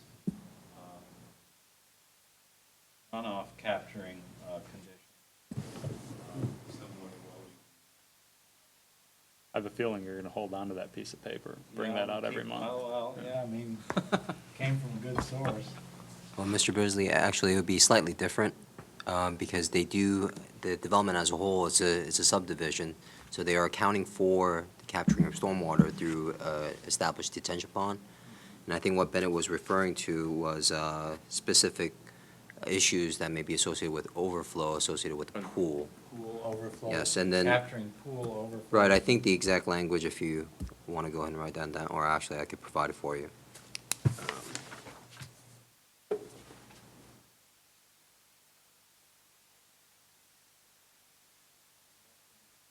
Overflow outlet, so an infiltration trench or similar.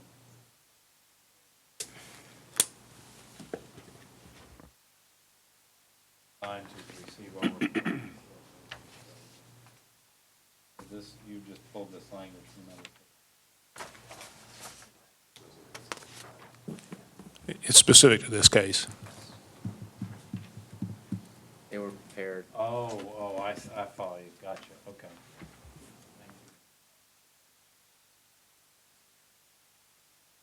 Questions from Mr.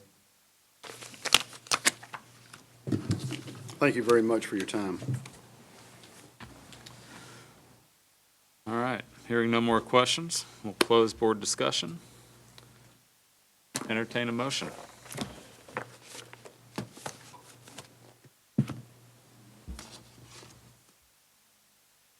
Feel better about it since they're willing and able to.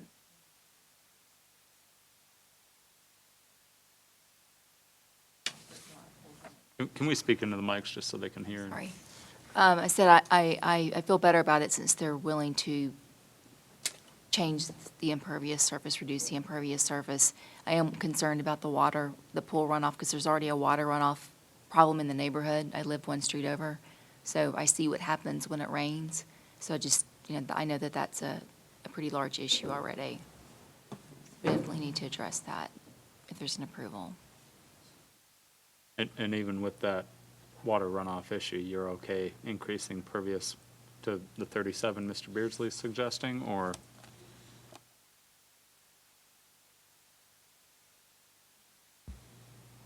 I would rather not. I would rather not. I'll tell you again, I'm just to reiterate, I don't see a hardship there where it warrants that. I can see the hardship being the corner lot and needing a variance there. I don't see the hardship with the lot coverage with regard to the setback. Yeah. I think Mr. Moore said he thought he could live with 35%. Not great, but you could make it work. They're saying no hardship. Right, and You might lose on that anyway. well, I understand that. The only thing I can do is go back and say, can y'all make the house 3,800 square feet, take away the garage, try to add another 5. The actual pool size is going to be about 500 square feet. And then you have, so if I can save 500 or 1,000 square feet or something, but, I mean, I don't know that I can do that. Just the bottom line is, if it's 35%, there's no room for a pool, period, end of story. So the hardship is, and this is, there's no room for a pool at 35%. because the house, as it sits on that lot, is 34.9%. That's how big that house is on that lot, 34.9%. Floor plan? The floor plan is No. 34.9%. Can you blow We that just up? pulled the numbers and said we needed to shave less than 1,400 off. 15. And we could do that through the driveway, the pool decking, the patio, front walk. Okay, well, Right. if we can shave that off, then that's more than enough room, I'm fine. Let's take one I'm more fine. second and look at the I don't numbers. think the house is going to cover the 34.9 based on the numbers we're looking at. If we can reduce that, and I'm willing to do that.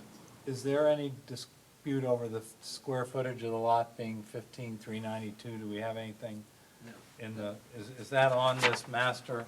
It shows it on the actual plat. Yeah, it's 15. That's on the plat. Yeah, Okay. 15,382. So we've got a certified survey for that. Fine.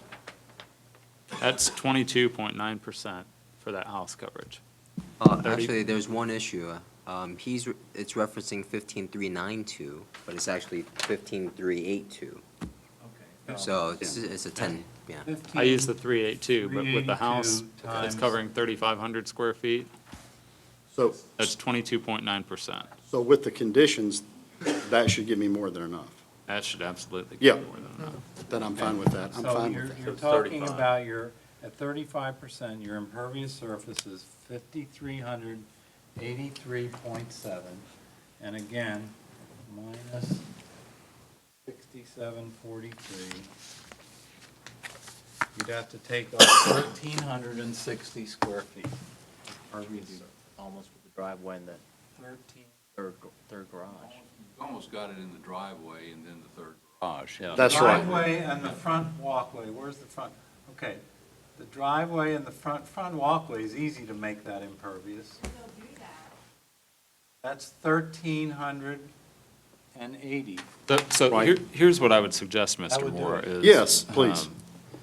I would suggest you consider withdrawing the request for the impervious lot coverage, Okay, so that if you were to go back and talk with Rockhaven and for whatever reason, they say, no, they can't possibly do that, which I can't imagine they would, you can come back in and reapply for a variance. If that gets denied here tonight, you'll have a 2-year window where you can't reapply for that. okay. All right, then I will withdraw it. Mr. Chairman, may I interject? Yes. Just from an engineering standpoint. There's some discussion that y'all have had about having the driveway reconfigured to where it'd be a pervious paver system so that it wouldn't contribute to lot coverage. Looking at the site plan, due to the slope of a portion of the driveway, that may be problematic since slopes, increasing the slope tends to reduce the performance of a pervious paver system. So just wanted to throw that out there, that there may be challenges with regard to the portion of the driveway that has a slope Is that attached to it. in the front or on the side? I believe that's probably the approach up to what you might call the motor court. I would expect that the portion of the driveway that would be where cars would back out and turn around probably could be at a level enough surface to where that would not be a significant challenge. But the plan is showing that the driveway approaches a 10% slope for a portion of the approach up to that turnaround area, just so that you're aware of that. But if we do just allow the normal 35%, he could do a combination of some pervious driveway, some pervious pavers around the pool decking that might get him to that 13-odd hundred square Yeah, feet. the leveler, if there's such a word, but the flatter the area of pervious paver, the more suitable for that system. Okay. If you just set the number, you can work with the builder to figure it out. Mr. Sells trying to help you out there. Yeah, I think he is, and I'm Doing the impervious, going to take you up on it. okay. Yes. So, Is that, It would Mr. be- Moore, do you want to withdraw the Yes, sir, I variance wanna withdraw request, my variance request for the impervious For the amount? impervious. I make a motion that we allow the applicant to withdraw the lot coverage portion of We need to close board discussion. Yeah. Okay. And also withdraw without prejudice, just to Yes. be on the safe Yeah, side. thank you, Mr. Song. Thank you. Any additional comments, questions before we close discussion? Hearing none, we will close board discussion. I'll entertain a motion. My first motion would be to accept the applicant's request to withdraw the lot coverage variance portion without prejudice. We have a second? I'll second that. We have a motion and a second. All in favor? Aye. Aye. All opposed? Motion passes. That's unanimous. And then, consistent with his desire to save some trees and improve the trees in the back of the lot, I would move to approve the variance request to reduce the front yard setback on Mabry Oaks Drive from 31 feet to 35 feet to 31.5. With staff conditions. Where'd the paper go? Where did that go? Where did that go? It is. With the following staff conditions.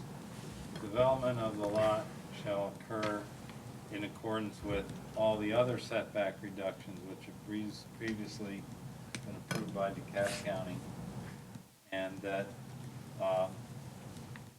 any pool overflow would have an outlet directed to an infiltration trench or similar facility designed to receive overflow and facilitate discharge of pool overflow volume via infiltration, evaporation, or transport.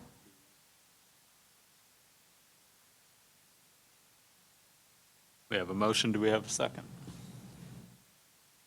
Second. All in favor? Aye. Aye. All opposed? And the motion passes. Mr. Moore, congratulations.